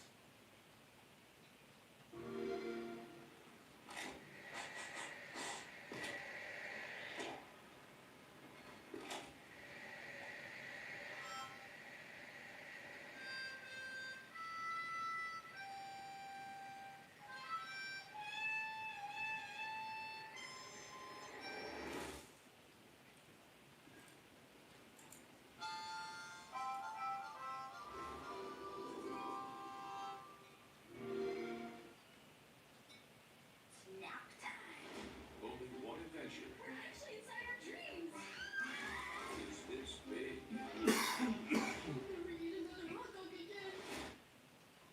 To do it first? Well, on March 22nd, Roadhouse broke through. It was only a 5-second record improvement, but it showed that he still had what it took. This run had another fantastic early game, but he lost about 45 seconds in episode 6 from repeatedly missing disco skip. Episodes 3 and 5 were up and down, but since his gameplay overall had improved, it was enough to eke out a small record.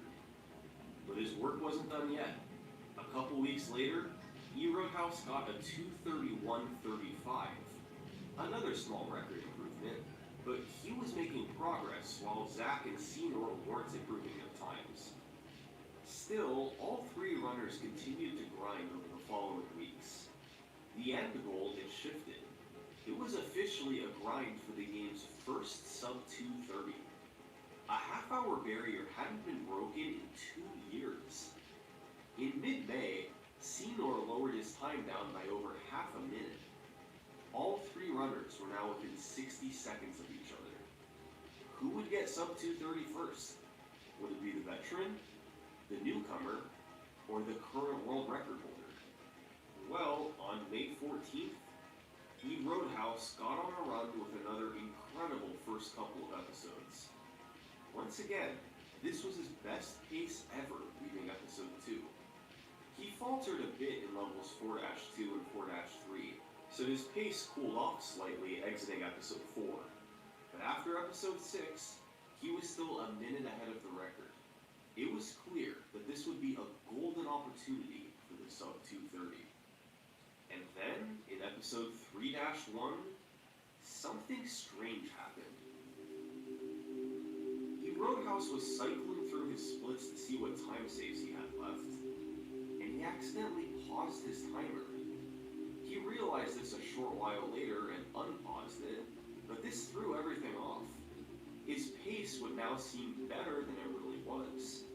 He didn't know how long it was paused, so if this run went all the way, he'd have to retime it to see what he really got. Well, Roadhouse made his way through episode 3, and it went beautifully. Episode 5 got off to a great start, and entering 5-5, he was a minute 21 ahead. But of course, his real pace was still a mystery. 5-5 was solid, and 5-6 was nearly perfect. And when he stopped his splits, they read 2:29.35. Roadhouse knew his run was slower than that, but the exact amount wasn't known. It all came down to how long the timer was paused. So, it had to be retimed. And the exact length of the pause would determine if this was the world's first sub-230, or if the race would continue. And after the retime, they found that Roadhouse's timer was paused for 21.5 seconds, meaning his run was a 2:29.57. By the skin of his teeth, he had done it. His 6th world record in a row was his most important one yet. Roadhouse officially had the world's first sub-230. In the aftermath of this run, Zach and Seymour continued doing PB attempts for a short while. Both players lowered their times, but neither could catch up to Roadhouse. Their motivation had just dried up. It seemed like another community break would be in order. You're probably noticing a pattern by now. Whenever community motivation is at a low point, new tricks are always found to bring people back in. And right on cue in May 2021, 2 massive tricks were discovered. One of them was a 30-second time save in 3-5 found by Los. But the one we're going to go over was the one discovered in 5-5. This trick was notable for 2 main reasons. For one thing, it was in the toughest stage of the run. 5-5 was already a completely broken level. You had DV1, DV3, and the DV4 jumps. The new trick, fittingly, was called DV2. Every room of the Darth Vader fight now had a skip. And the other notable thing about this trick, it was the most difficult one in the entire game. That's right, the toughest trick of the run was now in a stage that was already considered to be the hardest. This is the insanity of DV2. You start by activating a moving platform outside the boss room, then positioning Luke on a panel beneath it and placing R2 on the platform. When the platform moves down, you can collide into Luke as he's sliding off the panel. If done at the perfect moment, Luke will go through the wall under the floor of the next room, and you can just walk underneath the boss fight. Getting the clip into the wall is so precise that pause buffering is used to help line it up. And even so, every single step of this trick is hard. It's hard to get on the panel, it's hard to stay on the panel, it's hard to pause buffer at the right time, it's hard to line up Luke, it's hard to line up R2, it's hard to avoid going too low in the boss room, it's hard to avoid going too high in the boss room. Any of these portions not being done correctly results in a miss. But if done properly, it would save an additional 50 seconds. A team of Lava Fang 407, Note KO, and EJP Man created DV2, and it made stage 5-5 a nightmare. Tough trick after tough trick, right at the end of the run.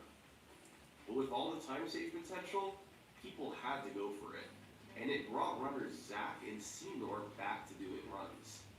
They each got times of 2:30, and then on June 1st, Seymour set the world record It had a rough episode 6, particularly a slow ultra kill in 6-5, but he got DV2 on his second try. A fantastic result for such a tough trick. He closed it out 20 seconds ahead of the Roadhouse. Senor's first world record in over a year, back when the run was 12 minutes slower. So now, of the top 3 competitors, only one had yet to get the world record. Zach.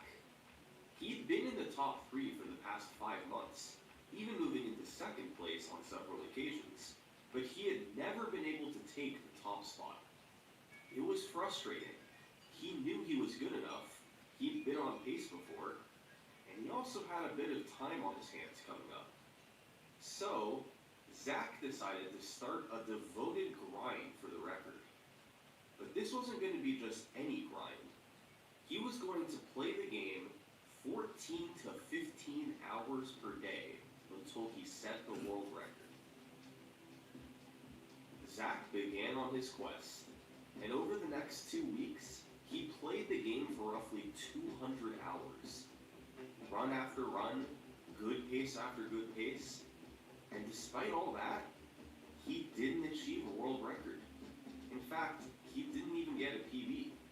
Zach remained in 3rd place, behind E Roadhouse and Senor.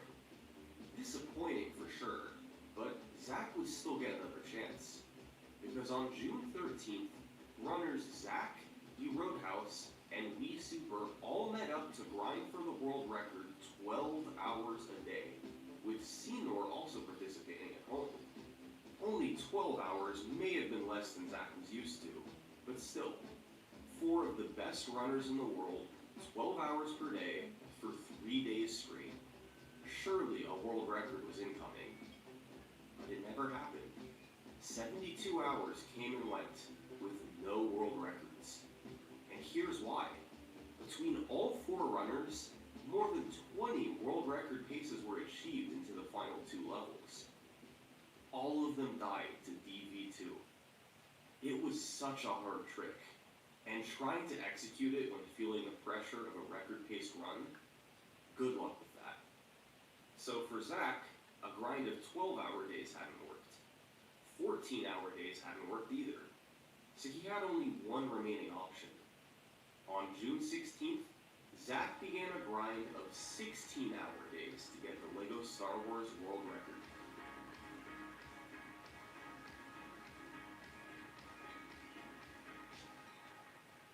And he never had any runs on record pace. It was starting to seem hopeless. But on June 18th, Zach finally got a run deep ahead of the record. And what a pace it was. Entering 5-5, his best possible time was 2:28.43. That was a good enough pace that he didn't even need to do DV2. He could get the record without it. But Zach was committed to going for it. And on just his 3rd try, he got in the wall. If he could just make it to the end of the room, he'd be in the clear. But disaster struck. He went too low and died, forcing him to start DV2 over again. He lost over a minute, and ended up missing the record by just seconds. Had he skipped doing DV2, he would have had the world record. So, Zach kept going. More long attempt sessions, more failed runs. But on June 24th, he'd find himself in an eerily similar situation. A best possible time of 2:28.08 into 5-5. Once again, he could skip DV2 and still get the record. But once again, he was committed to going for it. It was a decision that cost him the record last time. But this time, he hit it first try. He was in a golden position now. He closed out 5-5, got door clip, and when Zach entered the Millennium Falcon to end 5-6, he had just set a new world record by over a minute. After months of grinding and hundreds of hours of world record attempts, Zach's efforts were vindicated. This record didn't stop others from trying. Senor, We Super, and E Roadhouse all continued doing records record attempts after the in-person meetup. But eventually, their attempts stopped, in large part because 5-5 was such a demoralizing stage. So, throughout the rest of 2021, Zach's time remained at the top of the leaderboard. He went from not being able to set the record to holding the top spot for 6 months straight. In early 2022, Zach decided to come back to the game. It had taken him hundreds of attempts and many months of grinding to set his world record. And on top of that, he hadn't seriously ran the category in half a year. So, expectations weren't too high when he started up runs again. But instead of being the underdog like he was in 2021, this was the Zach of 2022. Last year, it was a big deal when Zach finally managed a world record. This year, he was unstoppable. You Roadhouse, Senor, Wii Super, none of these guys could catch up. By June, he had taken his time down to 2:27.19. Zach was using even more 1P2C than in previous runs. 4-4 was now being done almost completely with 2 controllers. But once again, most of the time saved from these records was Zach playing better. Tricks were being done faster, and execution overall was improving. Improving to the point that nobody could catch him. He was more than a minute ahead of second place. But then, after his 2:27.19, the world record stayed stagnant for over 2 months. This was despite the fact that he lost 30 seconds for missing Dooku skip in 2-6, and lost significant time in 5-1 as well. The community's goal was to achieve a 2:26. It seemed doable, but Zach was unable to, and nobody else was particularly close. The community was as active as ever, but with no records being set, a big opportunity was going to waste.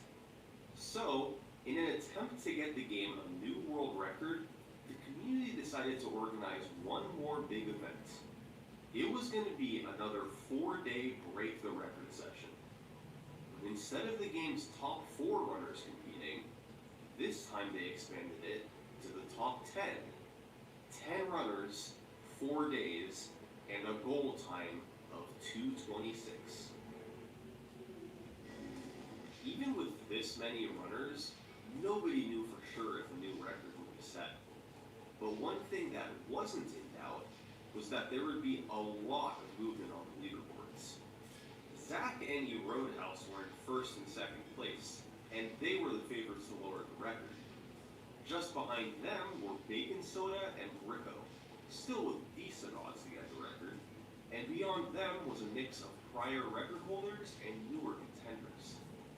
Their personal bests ranged from Zach's 2:27 down to a 2:33, but all of them knew that they had a serious chance to move up on the leaderboard.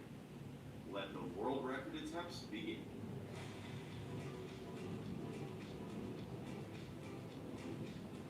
Zach and U Roadhouse may have been in the best positions to lower the record, but 4th place runner Rico got the first good chance. Just hours into day 1, he had a run with the best possible time of 2:25.46 into episode 3. There was still a ways to go, but it was easily on world record pace. Unfortunately, a poor episode 3 cost him the record, but he still got a 2:27.47. This was good enough for second place. It was a big motivator for the rest of the group, especially for the recently demoted to 3rd place U Roadhouse. And toward the end of day 1, both he and Zach found themselves on record pace into 5-5. But DV2 would strike again. U Roadhouse finished with a 2:28.25, and Zach got a 2:27.45. Zach's time was faster than every runner on the leaderboard, except for his own record. Day 1 had come and gone, and despite movement from some top runners, no new records were set. Day 2 featured a couple PBs from runners in the top 10. Wii Super got a 25-second PB cut, and Senor moved from 5th to top runners got anything on world record pace. Then, late in the night, after most runners were done for the day, Zach had a run with 2:27.11 potential into 5-5. But of course, he still had to get DV2. And he actually did it first try. This was the best chance of the event. He had one tough trick to go, door flip. And unfortunately, he couldn't get it. He lost over 20 seconds and finished with a 2:27.38. The best time of the event so far, but still no world record. Luck is just what preparation means opportunity. You need to step out and make sure the town sees us. I hate inside jokes. It's like, why not me involved?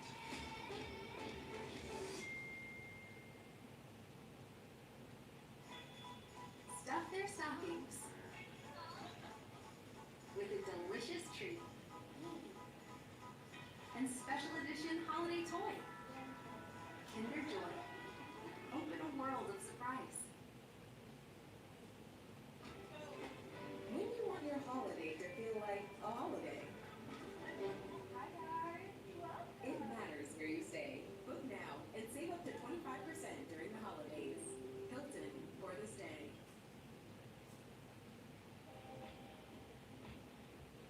Day 3 featured several more promising runs from Zach. He achieved numerous 2:27s, but none were low enough to beat the record. There was a bit of movement from lower-ranked runners, as It's Jared moved from 10th to 8th place. But as Day 3 was coming to a close, the record remained at Zach's 2:27.19. Time was starting to run out. The game's top runners had gotten close, but nobody had been able to break through. But then, toward the end of Day 3, those runners would get a bit of extra motivation. With all this attention on LEGO Star Wars speedruns, a new strategy was found in the Grievous fight. Before, Grieve Cheese could be used to get a quick kill, but it was inconsistent as he would randomly block your shots. But by switching your resolution to 800 by 600 instead of 1920 by 1080, the quick kill becomes much more consistent. On average, you save 10 to 15 seconds. This wasn't an enormous time save, but it was enough to give these runners a pretty big boost. Yet still, Day 3 came to a conclusion, and no world records were set. 24 hours to go. Through the first 3 days, neither Zach nor E. Roadhouse had set a PB, but Zach certainly had had the better chances of the two. He set numerous 2:27s, and with the new time save on Grieve Cheese, he was in position to get a record if he could just get there again. But on the evening of Day 4, it was E. Roadhouse who found himself ahead of the record after episode 6. After utilizing the new strategy and having a nice start to episode 5, he remained in the lead heading into 5-5. This was the level that caused Zach to miss the record so many times in the last 3 days. But E. Roadhouse clutched it out. He got a first try DV2, and entering 5-6, his best possible time was 2:26.40. E. Roadhouse was one level away from getting a 2:26. He needed to get door clip. And he did, after wasting about 20 seconds. The run was now teetering on the line of being a 2:26 or a 2:27. And in the end, the run finished as a 2:27.03. It wasn't a 2:26, but it was a world record. It had taken over 3 days, but the world record had finally been achieved. And interestingly, at the exact same time, Zach was on a run in episode 3. Entering 5-5, this run too had potential to get a 2:26. It was a chance to take the record right back. But his final 2 levels weren't good enough. He finished with a 2:27.07. If he had set this time an hour earlier, it would have been record. But he was too late. And with the event winding down, it was shaping up to be a pretty disappointing few days for Zach. He had done attempts for 4 days straight, and not only was there no 226, but he had lost his world record in the process. Runs continued on for the next couple hours, but the event had a hard cutoff of 11 p.m. to get your last run started. And as the last few seconds before the deadline ticked away, Zach was on the main menu. Maybe he shouldn't even bother starting another run. He had done hundreds of attempts over the past few days, and no 226 had come out of it. Once I lost record, I was like, okay, I lost record. I no longer have a streak of records. It is what it is. That's totally fine. But I really wanted to win BTR, and I didn't want to go out on the note that I had, which was like multiple choked records in the event in previous days. Obviously, I wanted the record back. Obviously, I wanted to win the event. But getting the first 226 was still like the priority in my mind. So, with just 8 seconds to go, Zach started his final run of the event. And in doing so, he joined 6 other runners who were in the middle of their own final runs. And I was like, this run has to finish. There is no world where I reset here. Because even if it doesn't PB, I have to get through this run no matter what. Once I started that run, I was like, I know I can do it. I didn't think I would, but I knew I could. During every cutscene, I would be looking at the restream, just seeing who was on a run. And I saw that Ginger was on a really good run. And the reason I noticed this was only because I could hear the commentary. And the commentary was just like losing their minds. They were like, I can't believe that Ginger is like on this insane run right now. And I was like, this must be really good for how much the commentary is talking about it. Sure enough, it was insane. Ginger was the game's 7th place runner, with a personal best of 2:31.59.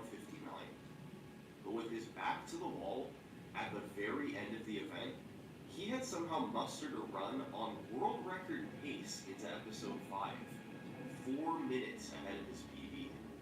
Ginger has this capability sometimes to just play insane. He's an anomaly. He can sometimes just pull something out that you've never like even thought was possible.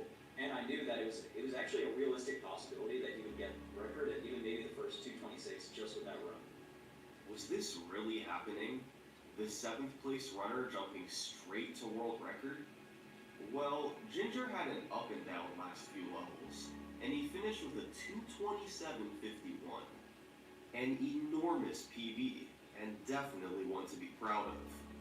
But it still wasn't the world record. Meanwhile, while all eyes were on Ginger, Zach had started off on an incredible run of his own.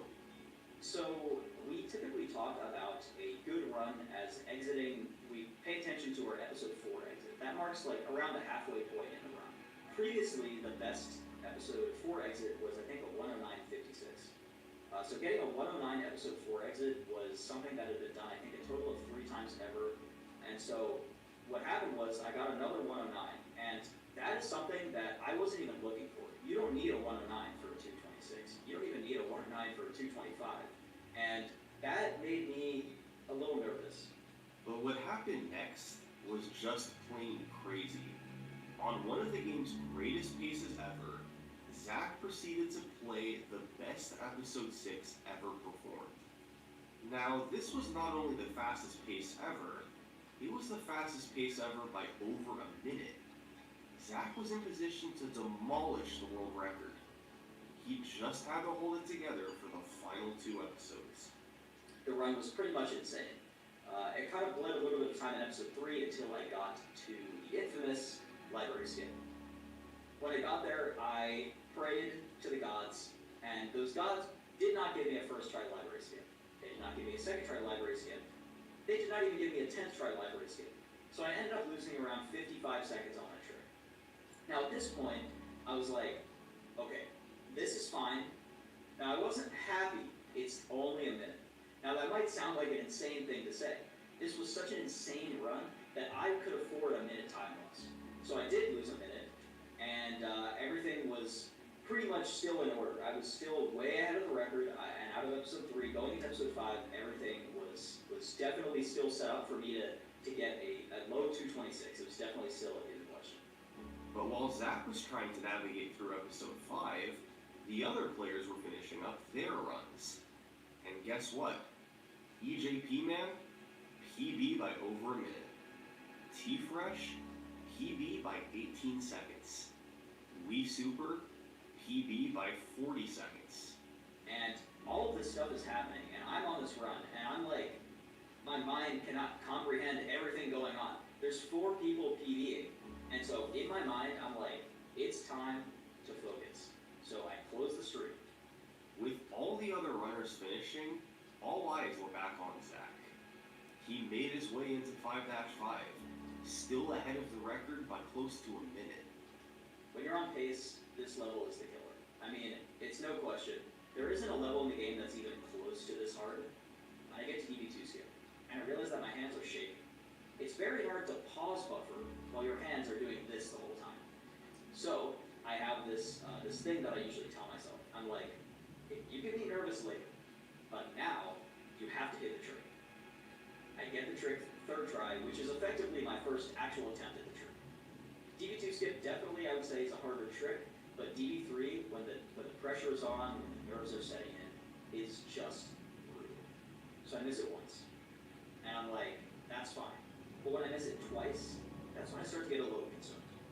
I think I missed it 6 times before I finally got it, and at that point, I was like, uh-oh, this is gonna be close. The best bit opening cutscene is over a minute long, and I think that is interesting. You get almost 2 minutes to sit there and be ready, to prepare.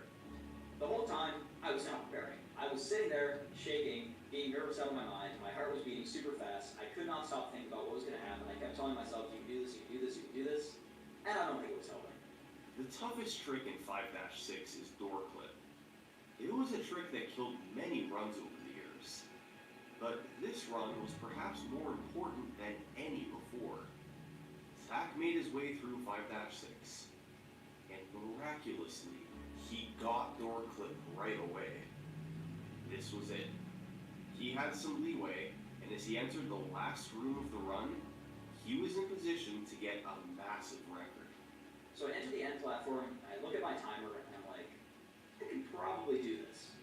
So I get there, and I'm killing the stormtroopers, and it's going a lot worse than it usually does. I should have absolutely been cementing like a low 226 5x here, and I was actually starting to lose a lot more time than I thought. And I took a very bad death. I killed no stormtroopers, I just died, which is just a flat 2 seconds. And I was like, okay, now I'm cutting it really close. So I kill the last guy, I look at it, and I literally just say, please, please, please, my God, please. I didn't know what to do besides just pray. I hit the door, I looked at the timer, 2:26:59.7. I was at first in disbelief for about half a second, and then I lost my mind. I could not believe it. I was just so proud of myself to finally get the 226. The amount of emotions running through me were just unbelievable. I couldn't believe it. The 226 was incredible. The culmination of Zach's and others' efforts since the start of the year. But it wasn't the end of the road for LEGO Star Wars speedruns. There was still room for improvement as a lot of time was bled in episodes 3 and 5. So, even in the few months after the event, there's been a lot of record improvements.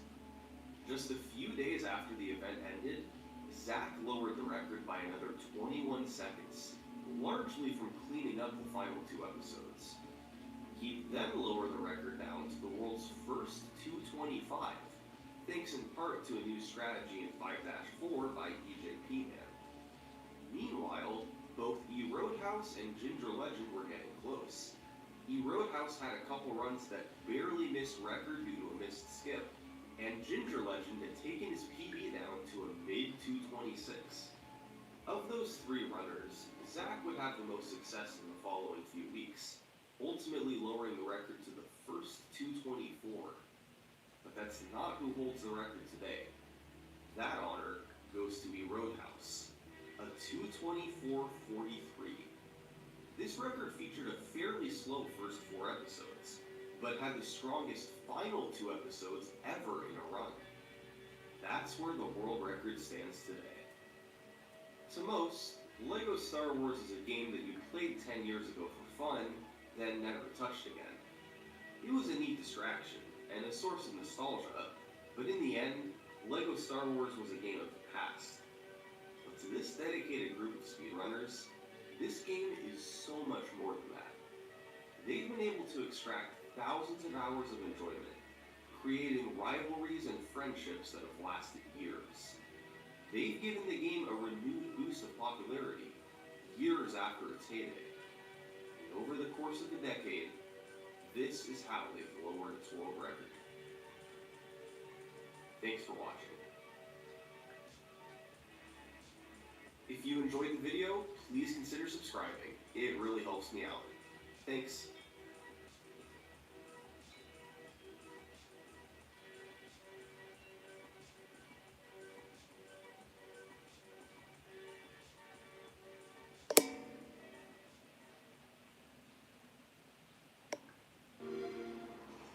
He stands, frozen, a monument to human patience.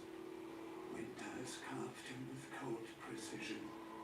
Frost clings to his lashes like ghostly barnacles. Night wars men.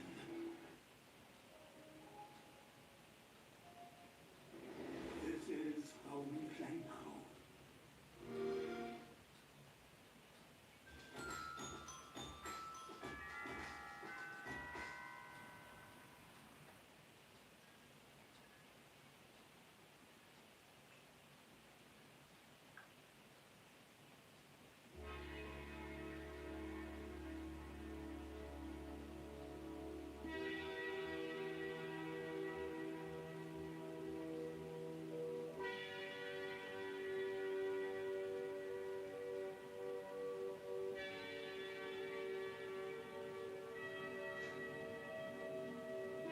Super Mario Bros. 2 has been a speedrunning classic for years.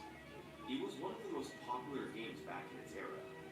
But in order to beat the game as quickly as possible, you need to master precise platforming, a variety of mechanics, and some of the craziest tricks on the NES. The history of Mario 2's world record spans back over a decade and a half. During that time, some of the greatest players that ever pick up an NES controller had their turn with the record. For at least a period of time, they could say they were the best in the world at Nintendo Classic. This is the world record history of Super Mario Bros. 2.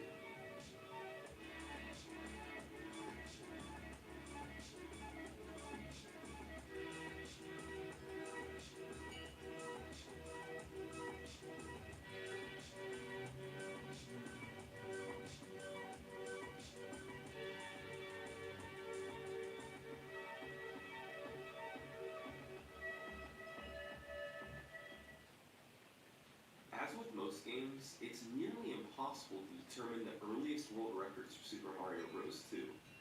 It's likely that people beat the game in under 15 minutes in the late 80s and 90s, but with no video proof, it's hard to determine that for certain. However, as far as recorded runs go, some of the earliest ones on the internet seem to date back to 2005, a trio of runs by some of the best speedrunners of the era. The fastest one was from August 2005, clocking in at 9 minutes and 42 seconds, performed by Scott Kessler. As far as speedrunners from the mid-2000s go, the early ages of speedrunning, Scott Kessler was simply legendary. He held records in Super Mario Bros., Super Mario World, Metroid, and various other games.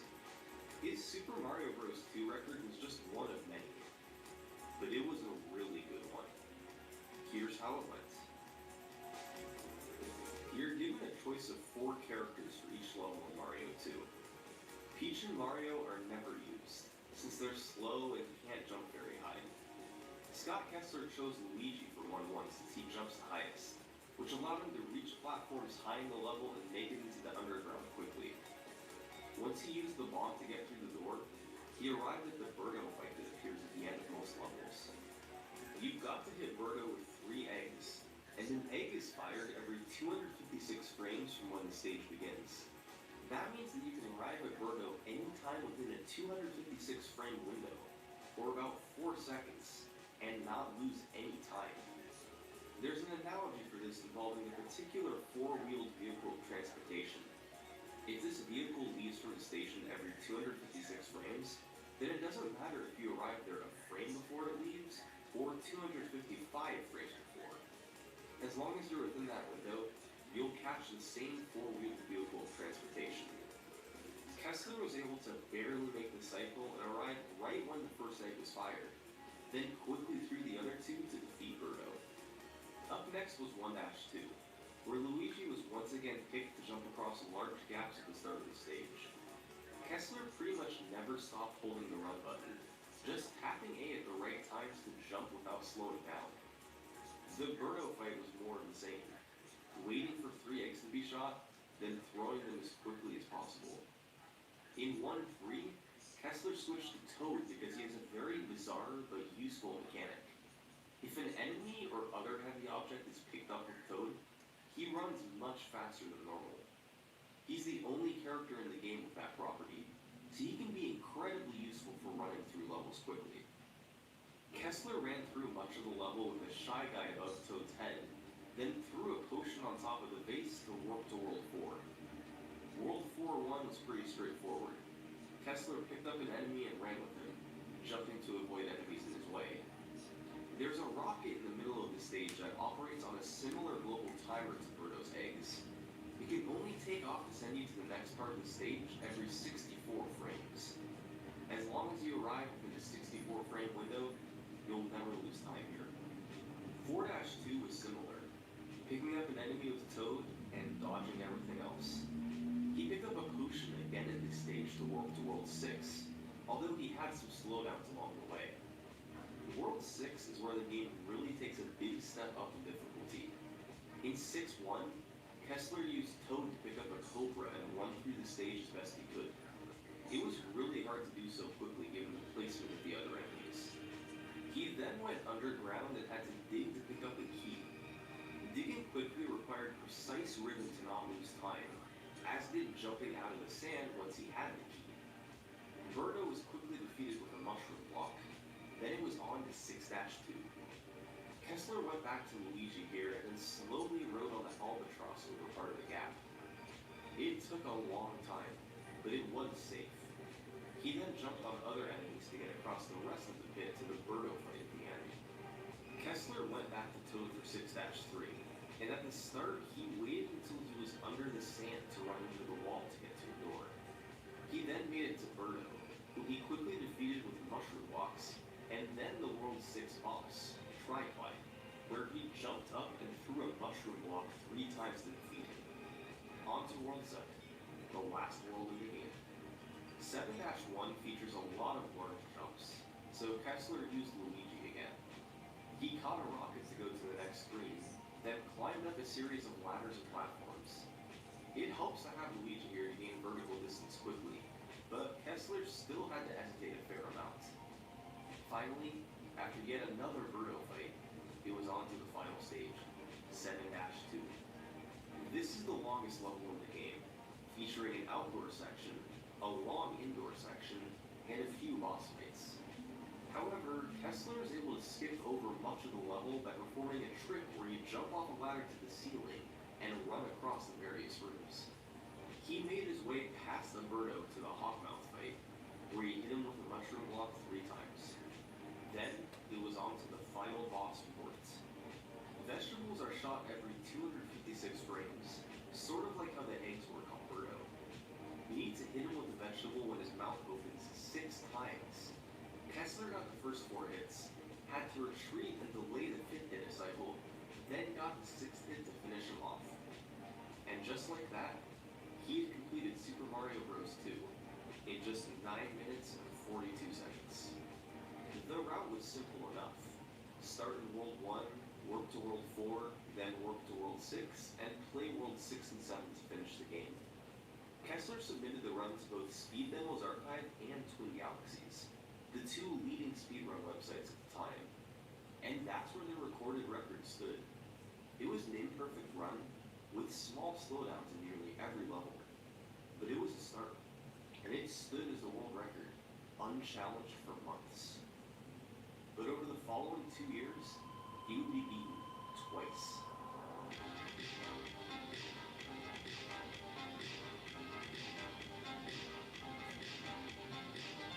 The first guy to do it was a runner named Chris Knight, better known as CAC. In August 2006, he got a 9:19, a 23-second improvement. Most of the time saves came in the back half of the run. He picked up a couple of seconds of World 4 from hesitating less while carrying the potion, and in 6.2, rather than slowly riding the albatross, he sped it up by jumping across. However, the bulk of his time save came in the last stage, 7-2.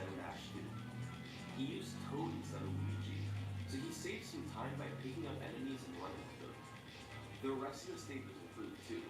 Less hesitation, a faster Hawkmouth kill, and a faster Ward kill. So that was a pretty big improvement. But a year later, in June 2007, the record would be lowered again. The runner's name this time was Andrew G., a guy who would go on to hold the Super Mario Bros., Super Mario Bros. 2, Super Mario Bros. 3, and Super Mario World world records, in some cases for years. Just a legendary Mario speedrunner. His Super Mario 2 time was 9:15, a 4-second improvement over CAC's run. But there was something different about this one. 3 years later, it was still standing strong at the top of the leaderboard. What made this run so good? Well, in World 1, he matched CAC's fast execution and added in this potion throw at 1-3. Instead of carefully placing the potion on top of the base, Andrew went for a throw from far away to avoid slowing down. He timed it perfectly and it worked. Although he accidentally got hit in 4-1, he made the time back up in 4-2 from jumping off the first ladder. By precisely jumping off the side of the ladder to go higher, you can get to the top faster than having to slowly climb it. In 7-1, he used this trick to his full advantage, flying up the long vertical section in the middle of the level. After a 7-2 that matched CAC's run, Andrew had himself a 9:15. He celebrated in a Speed Demos Archive forum thread, and then the record just sort of went dormant. This was still in the pretty early ages of speedrunning, so games having big gaps between records was still pretty common. But for a game like Super Mario Bros. 2, a record standing that long was a big deal. However, in October 2010, the run was finally beaten. The runner this time was Menbu93, who's best known in the speedrunning community for his legendary Super Mario World record from 2013.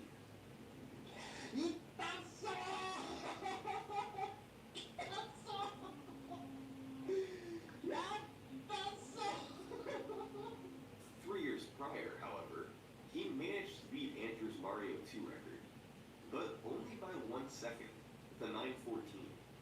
Interestingly, this run was slower than Andrew's in a lot of ways.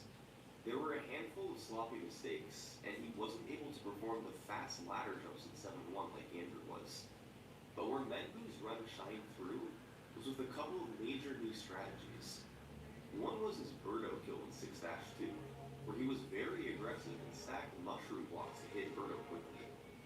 The other big one was in 6-3.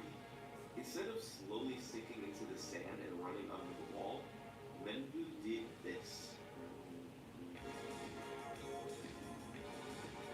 He threw a Shy Guy to have him rebound, and jumped off of him at just the right time to make it over the wall. It saved 4 seconds over the older, slower route, and ultimately was enough to just barely beat out Andrew's 9:15. And that was the state of Mario 2 speedrunning in the early 2010s. You might be noticing a pattern here. A record would be set, and then a couple years would pass without any activity. By 2012, the only record for the past 5 years was Menbu's 9:14. It was a speeding up, the community's growth had drastically slowed down. They needed something new. So, in 2012, a group of players decided to shake things up. Before then, most players were submitting their Mario 2 runs to Twin Galaxies. And one of Twin Galaxies' staple rules was that glitches aren't allowed, which severely limits the possibilities for many speedruns. So, that summer, Mario 2 speedrunners decided to just ignore that rule and start doing runs with glitches. And it's a good thing they did, because as it turns out, Super Mario Bros. 2 is one of the most broken games on the NES.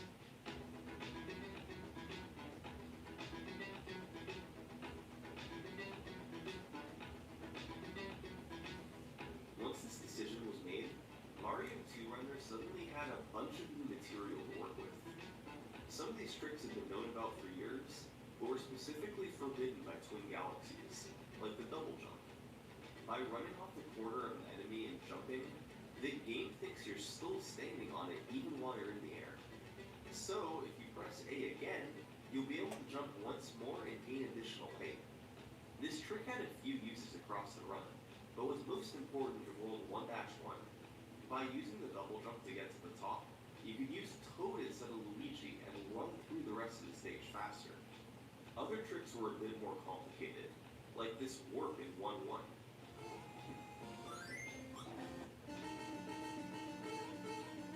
So, what happened here? Well, it was Andrew G's variation of a glitch that Richard Doretta first used in a tool-assisted speedrun all the way back in 2005.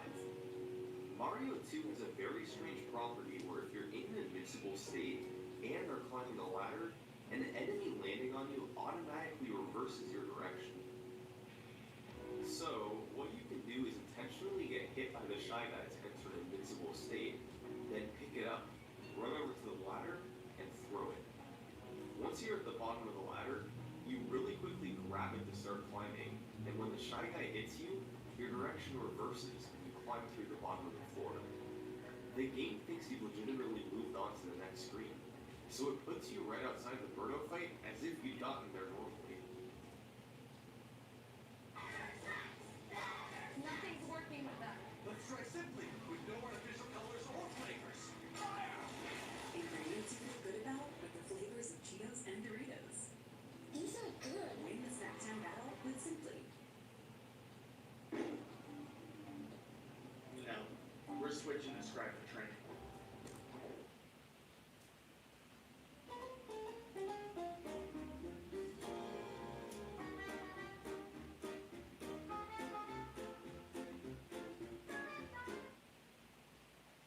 Hi, I'm Dr. Rachel Dolan, a neurologist with the Michael J. Fox Foundation. Did you know? Right, as if you'd gotten there normally. Compared with the old method of picking up the bomb and blowing up the barrier to the door, this glitch was certainly faster than before, and it was enough to reach Birdo an egg cycle earlier to save a full 5 seconds. Finally, in 1-2, there was one last glitch. This one was discovered by Control-Alt-Destroy in November 2009. If you hop on the carpet, then move to the left to respawn another one, when it appears, you can approach it from the side and pick up the Pidgey. The combination of two carpet sprites on screen and the fact that Toad is holding the Pidgey means the carpet will then move in hyperspeed. You can fly to the end of the level and potentially get to Birdo a cycle sooner. These glitches combined could save over 10 seconds, and the other stages weren't entirely optimized either. So, a final time under 9 minutes was conceivable given the current record of 9:14. The question was, who was going to get there first? Well, in August 2012, a player named Sven was able to get closer, beating Menbu's run by 3 seconds. Unfortunately, although this run was live-streamed on Twitch, he never saved the broadcast, so video of it no longer exists. However, this run wouldn't stand for too long anyway, because later that same month, an old-school runner came back. On August 25th, 2012, Andrew G posted this time. This was the first ever recorded sub-9-minute run of Super Mario Bros. 2. it was legendary. He built up a 7-second lead over the record in World 1 from the new glitches and cleaning up mistakes from Menbu. But the time saves didn't stop there. Menbu fell down the ladder at 7-1 and had a relatively slow hawkmouth kill at 7-2, allowing Andrew to save another 9 seconds. Between the glitches and the World 7 time saves, it was enough to get him an incredible 858. This run would end up standing for a few months. It was daunting to try to get out of World 1 with all the tricks you needed to hit, and even if you did, the next 7 levels weren't much easier. But in November 2012, somebody else came back. This time, it was Cac. And on November 18th, he managed to get an 852, beating Andrew by 6 seconds. Most of his time saves came in the back half of the run, like when he successfully executed a throw on warts that Andrew missed. It was the first time in 5 years that Cac officially held the Mario 2 record. But there was something very special about this run. Remember how in Andrew's 858, the run that Cac beat, he double jumped in 1-1, clipped through the ground with the Shy Guy, and did the carpet trick in 1-2? Well, Cac didn't do any of that. He beat Andrew's 858 with a glitch-free 852.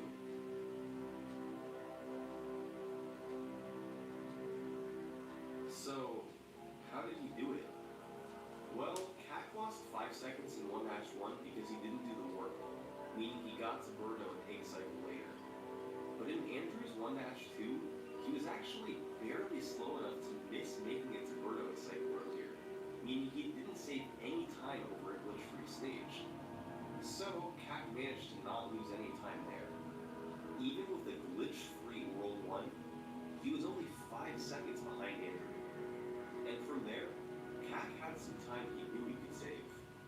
Andrew had hesitated a bit in 6-2 while jumping across the gap, and had a slow Birdo kill where he missed the throw.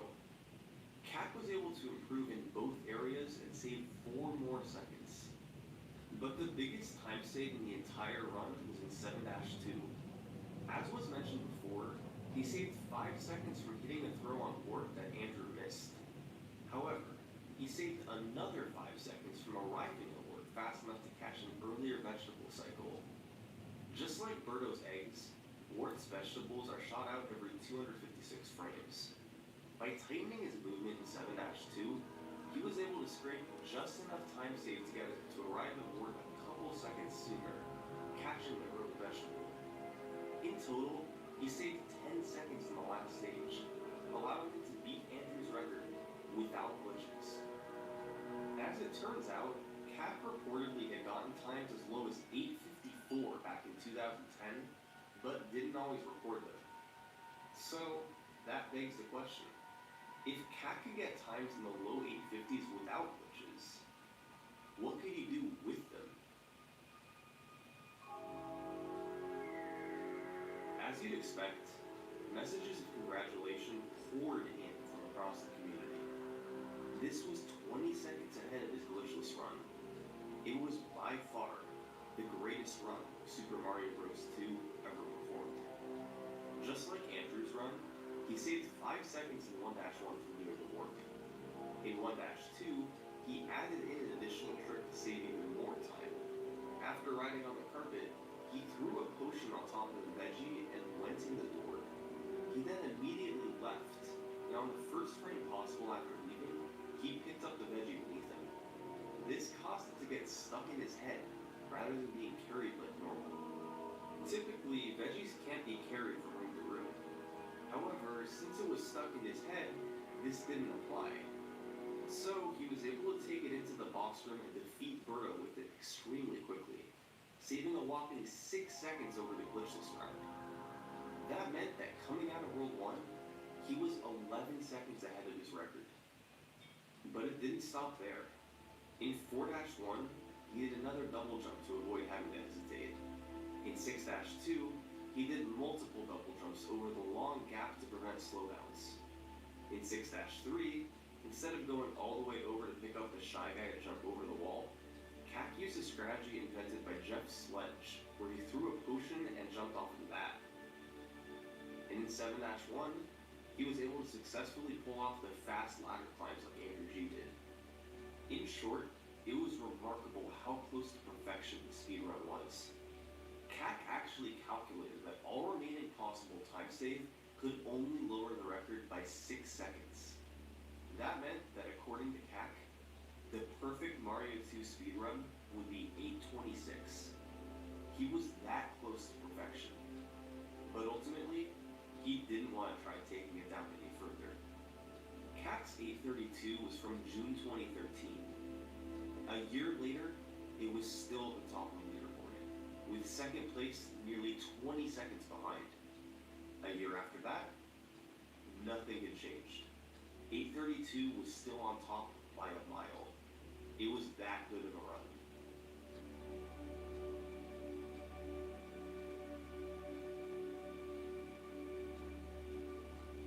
But then, in September 2015, the record finally got a new challenger. The person's name, fittingly, was I Love Mario. He was a top-level runner of a handful of platformers, including Blaster Master, Mario 3, and Mario World. But in September 2015, I Love Mario started to focus all of his efforts on Super Mario Bros. 2, and lowered his personal best from the 840s into the 830s. By September 22nd, he was just 3 seconds behind the record. Much of where he was looking to save time over the record was with the Birdo kills in World 6. In 6-1, Birdo actually jumped over CAC's first shot. In total, I Love Mario knew he could save about 4 seconds in World 6 for faster boss kills alone. That took him close to the theoretically perfect 8:26. On September 23rd, he got on a run that was about even with the record after Worlds 1 and 4. He knew he had time left to save. He was going to try to take down CAC's 8:32.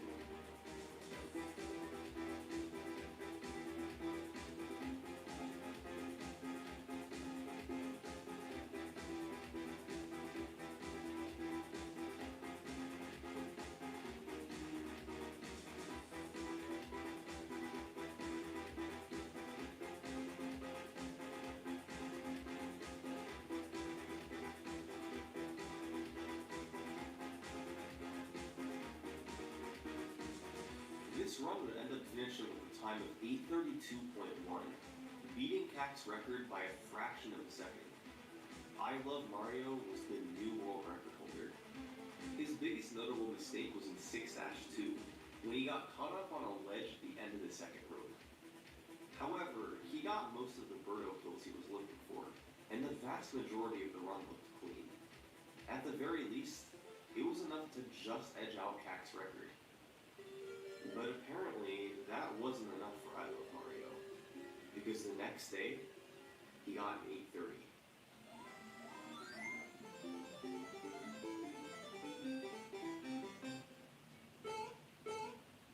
It took 2 years for anybody to beat CAC's 8:32, but it took I Love Mario just 1 day to beat his own 8:32.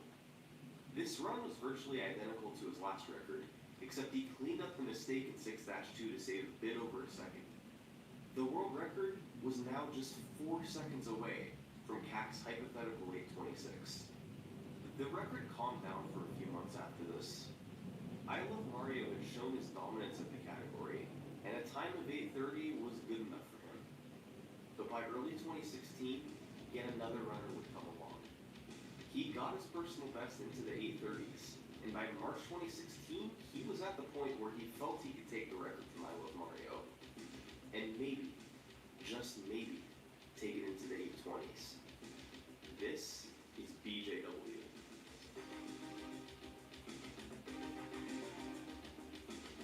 BJW's initial goal wasn't to go for the world record, but once he got close, he found a few imperfections in I Love Mario's run that he thought he could improve.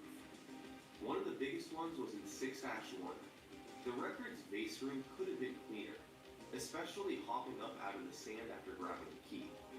BJW knew he could be quicker and not take such a wide angle, allowing for a for a smoother trip up to the top. There were also improvements to the birdo kills you could get by rapid firing the mushroom blocks quicker. With these improvements combined, getting an 829 was feasible, even if the rest of the run wasn't absolutely perfect. So he got to work. On March 7th, he had a run that gained a second in World 1 from a really fast birdo kill. He also gained a second in 6-1 from a faster transition after picking up the key. So, going into World 7, BJW had a shot at pulling this off. As he flew through the last world, the gravity of the situation suddenly became very real to him. He could do this. Guys.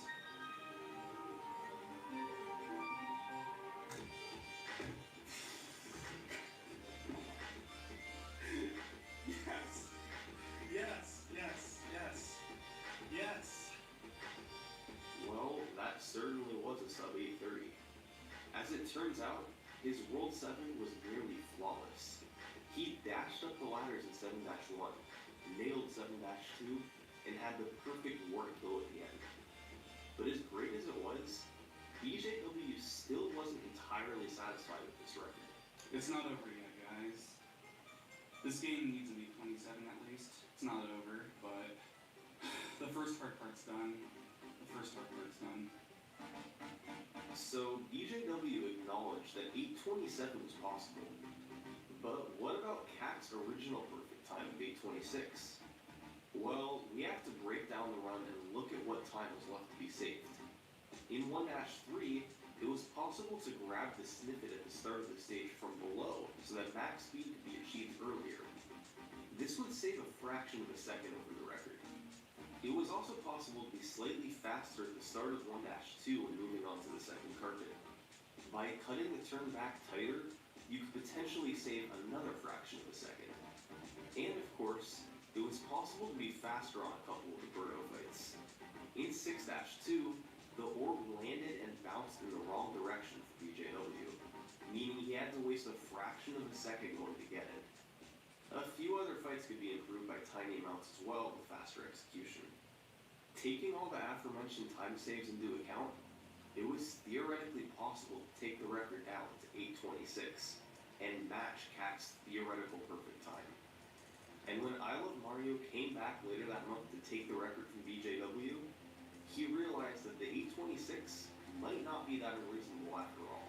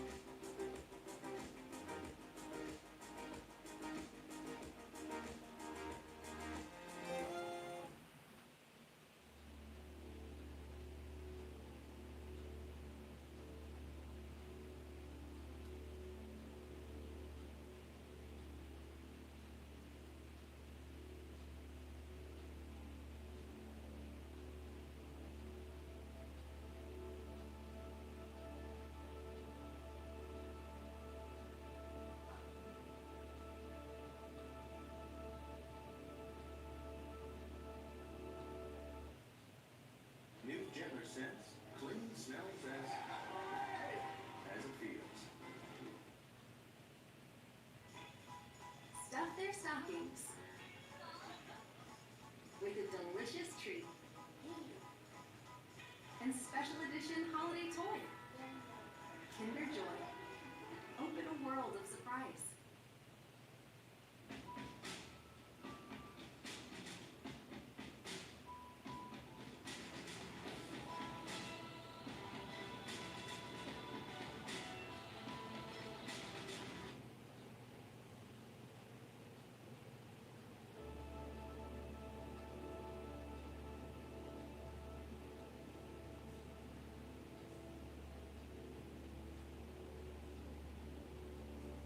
On May 27th, 2016, I Love Mario made history.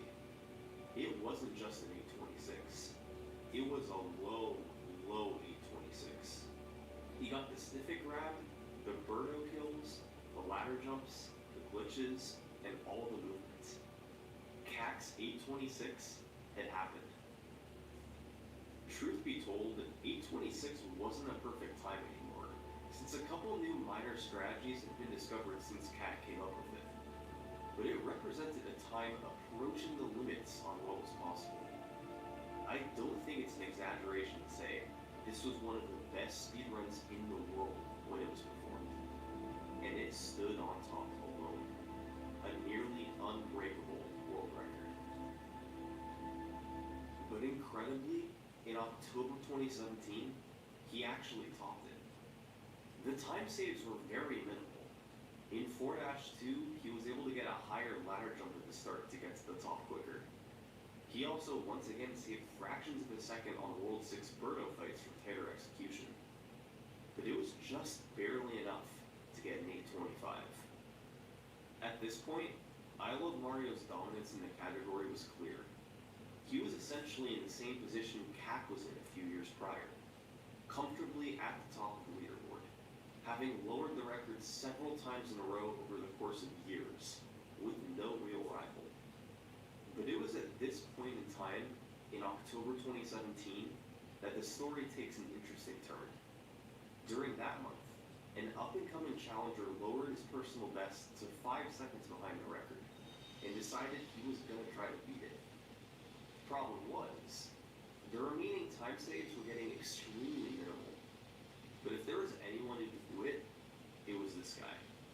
He was a Super Mario World speedrunning champion, with records in numerous categories. This is Green Death Flavor, also known as GDF. Again, there really wasn't anything new GDF could do to help him out. The key to beating the record was going to be tiny optimizations. Cleaner movement at the start of 1-2, grabbing the snippet that I Love Mario had missed, and as always, small Birdo optimizations. And on top of that, he would have to take 5 seconds off his personal best to beat the record. It took over 2 years for the record to be lowered by 5 seconds. GDF was going to try to do it in a fraction of that time. And on October 28th, 2017, he got on this run.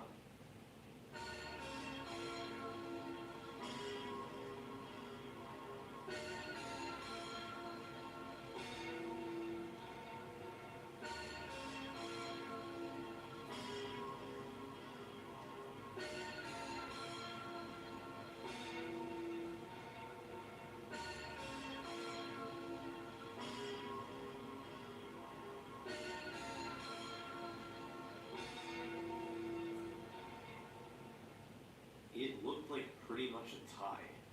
The world record was 825.81. That meant it was time for a frame count. When speedruns are extremely close in length, human error on stopping the timer means it's hard to tell if a run was actually the record or not. So, GDF now had to go back and carefully see exactly when the run began and finished to get the exact time of the run. The time to beat was 825.81.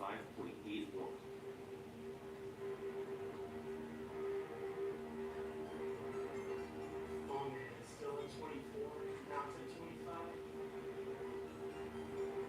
Walk, please walk, please walk. Please walk. Alright, no.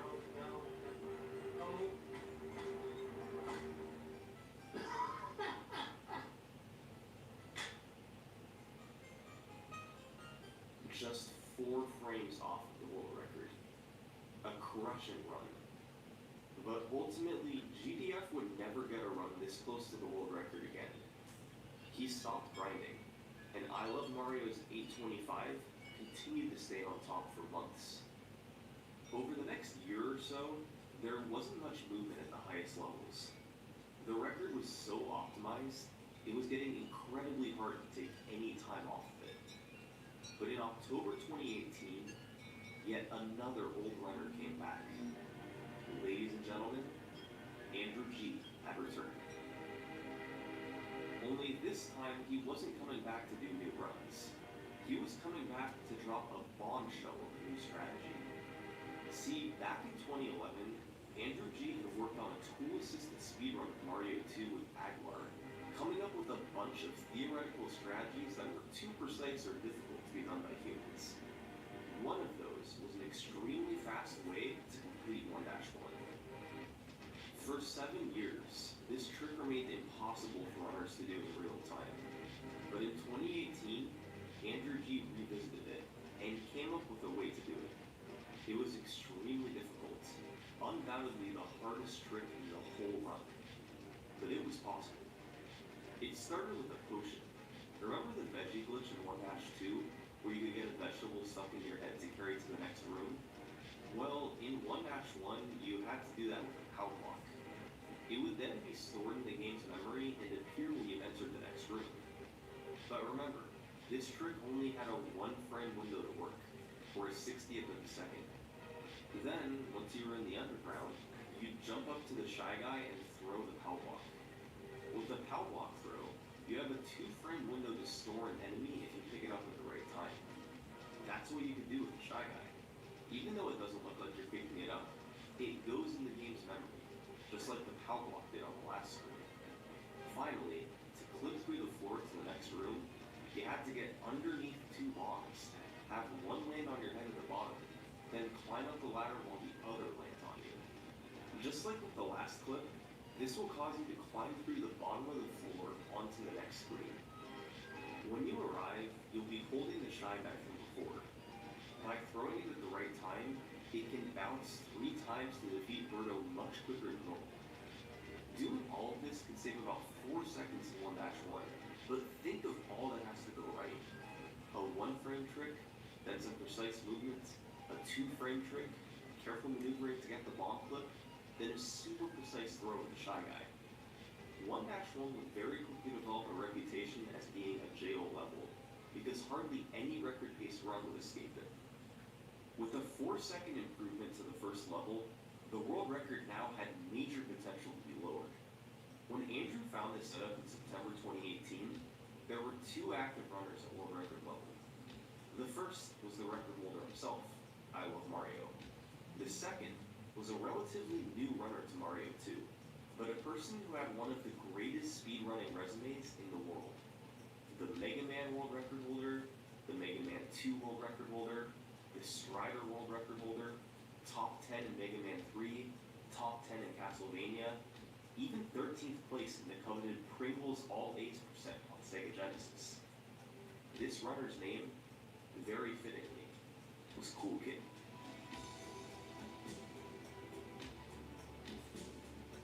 In October 2018, I Love Mario and Cool Kid were both doing runs with the new 1-1 strats, but it would be I Love Mario who started initially. On October 1st, he beat the record by 2 seconds with an 8:23, gaining 4 seconds in 1-1, but leading some time in 1-2 and 7-2. The very next day, however, another massive world record cut from I Love Mario. He managed to gain almost a full second in 1-1 because the orb didn't bounce far away from him, and another second in 1-2 because he fixed the slow start from the last record. Cool Kid was in a pretty tough spot now, being 5 seconds behind I Love Mario, but all he could do was keep trying. 10 days after I Love Mario's 8:20, Cool Kid got a run going that was a bit behind after 1-1 because he missed a jump after the warp. But he made the time up in World 4 from cleaning up a mistake from I Love Mario and a new power spot jump strategy to go higher on the ladder. However, he'd fall behind in World 6 thanks to a couple of slightly sloppy Birdo kills. Going into World 7, he needed some time save to have a shot at the record. So he decided to go for something incredibly risky, a trick known as Fast 7-1. Remember how rockets can only take off every 64 frames? Well, Fast 7-1 involves playing as fast as possible to catch an earlier rocket. GDF was the first player to experiment with this trick. The most important part is on the second screen.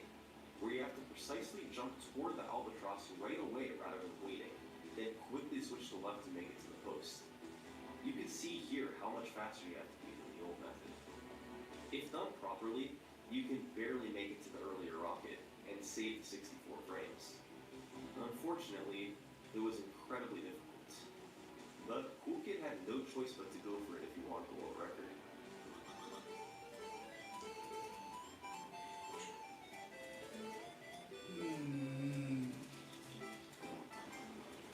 Oh my god, alright. It's a 826. As it turns out, Fast 7-1 was enough for a new record of 820.55. Alright. I mean, not by a full second, but... For the first time in 2.5 years, Mario 2 had a new record holder. Cool Kid was able to add another record to his list. And 8 days later, he'd do it again. That's pretty good. So, Cool Kid had won out in the world record battle. Both he and I Love Mario stopped playing after this 819, with I Love Mario trailing Cool Kid by just 1 second. And for the next year, that's where the world record stood. An 819 was incredibly strong, and without a new strategy, beating it would take a lot of effort. But then, as it happened so many times in this game's history before, that new strategy they were looking for was discovered. It was once again in 1-1, but this time it was much simpler than before.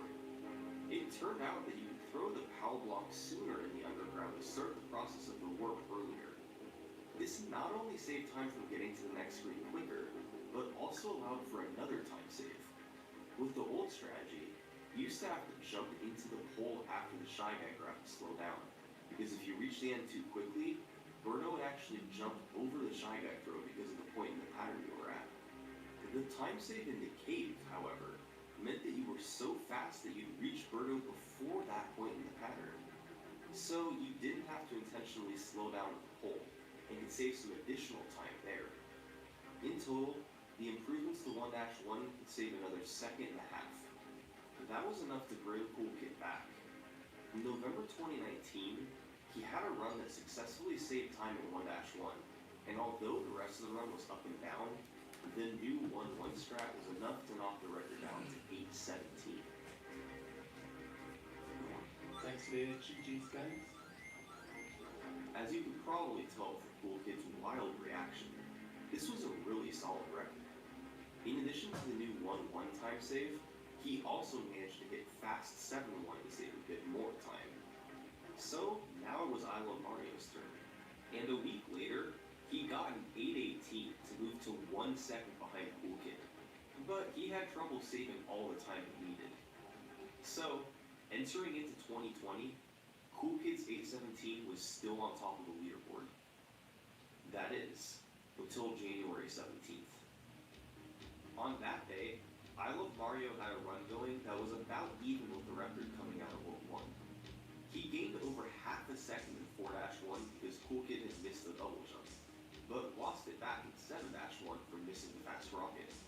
It ended up being about enough to cancel out, so when I Love Mario stopped the splits at the end of the run, they read a time that was essentially tied with Cool Kid's world record. Once again, it was time for a frame count.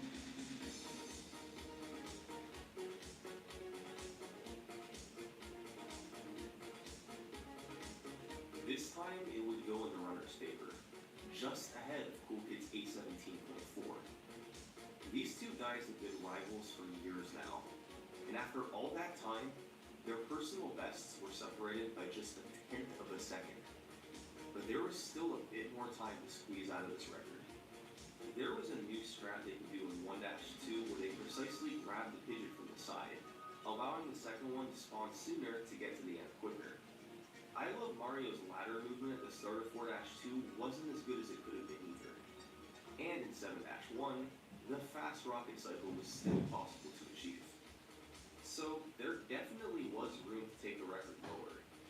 And with two competitors at practically the same level, there was no telling who was going to take it there.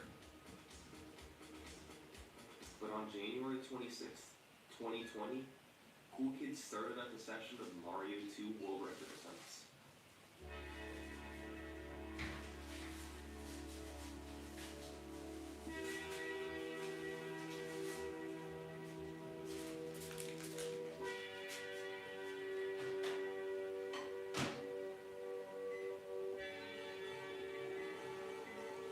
That's really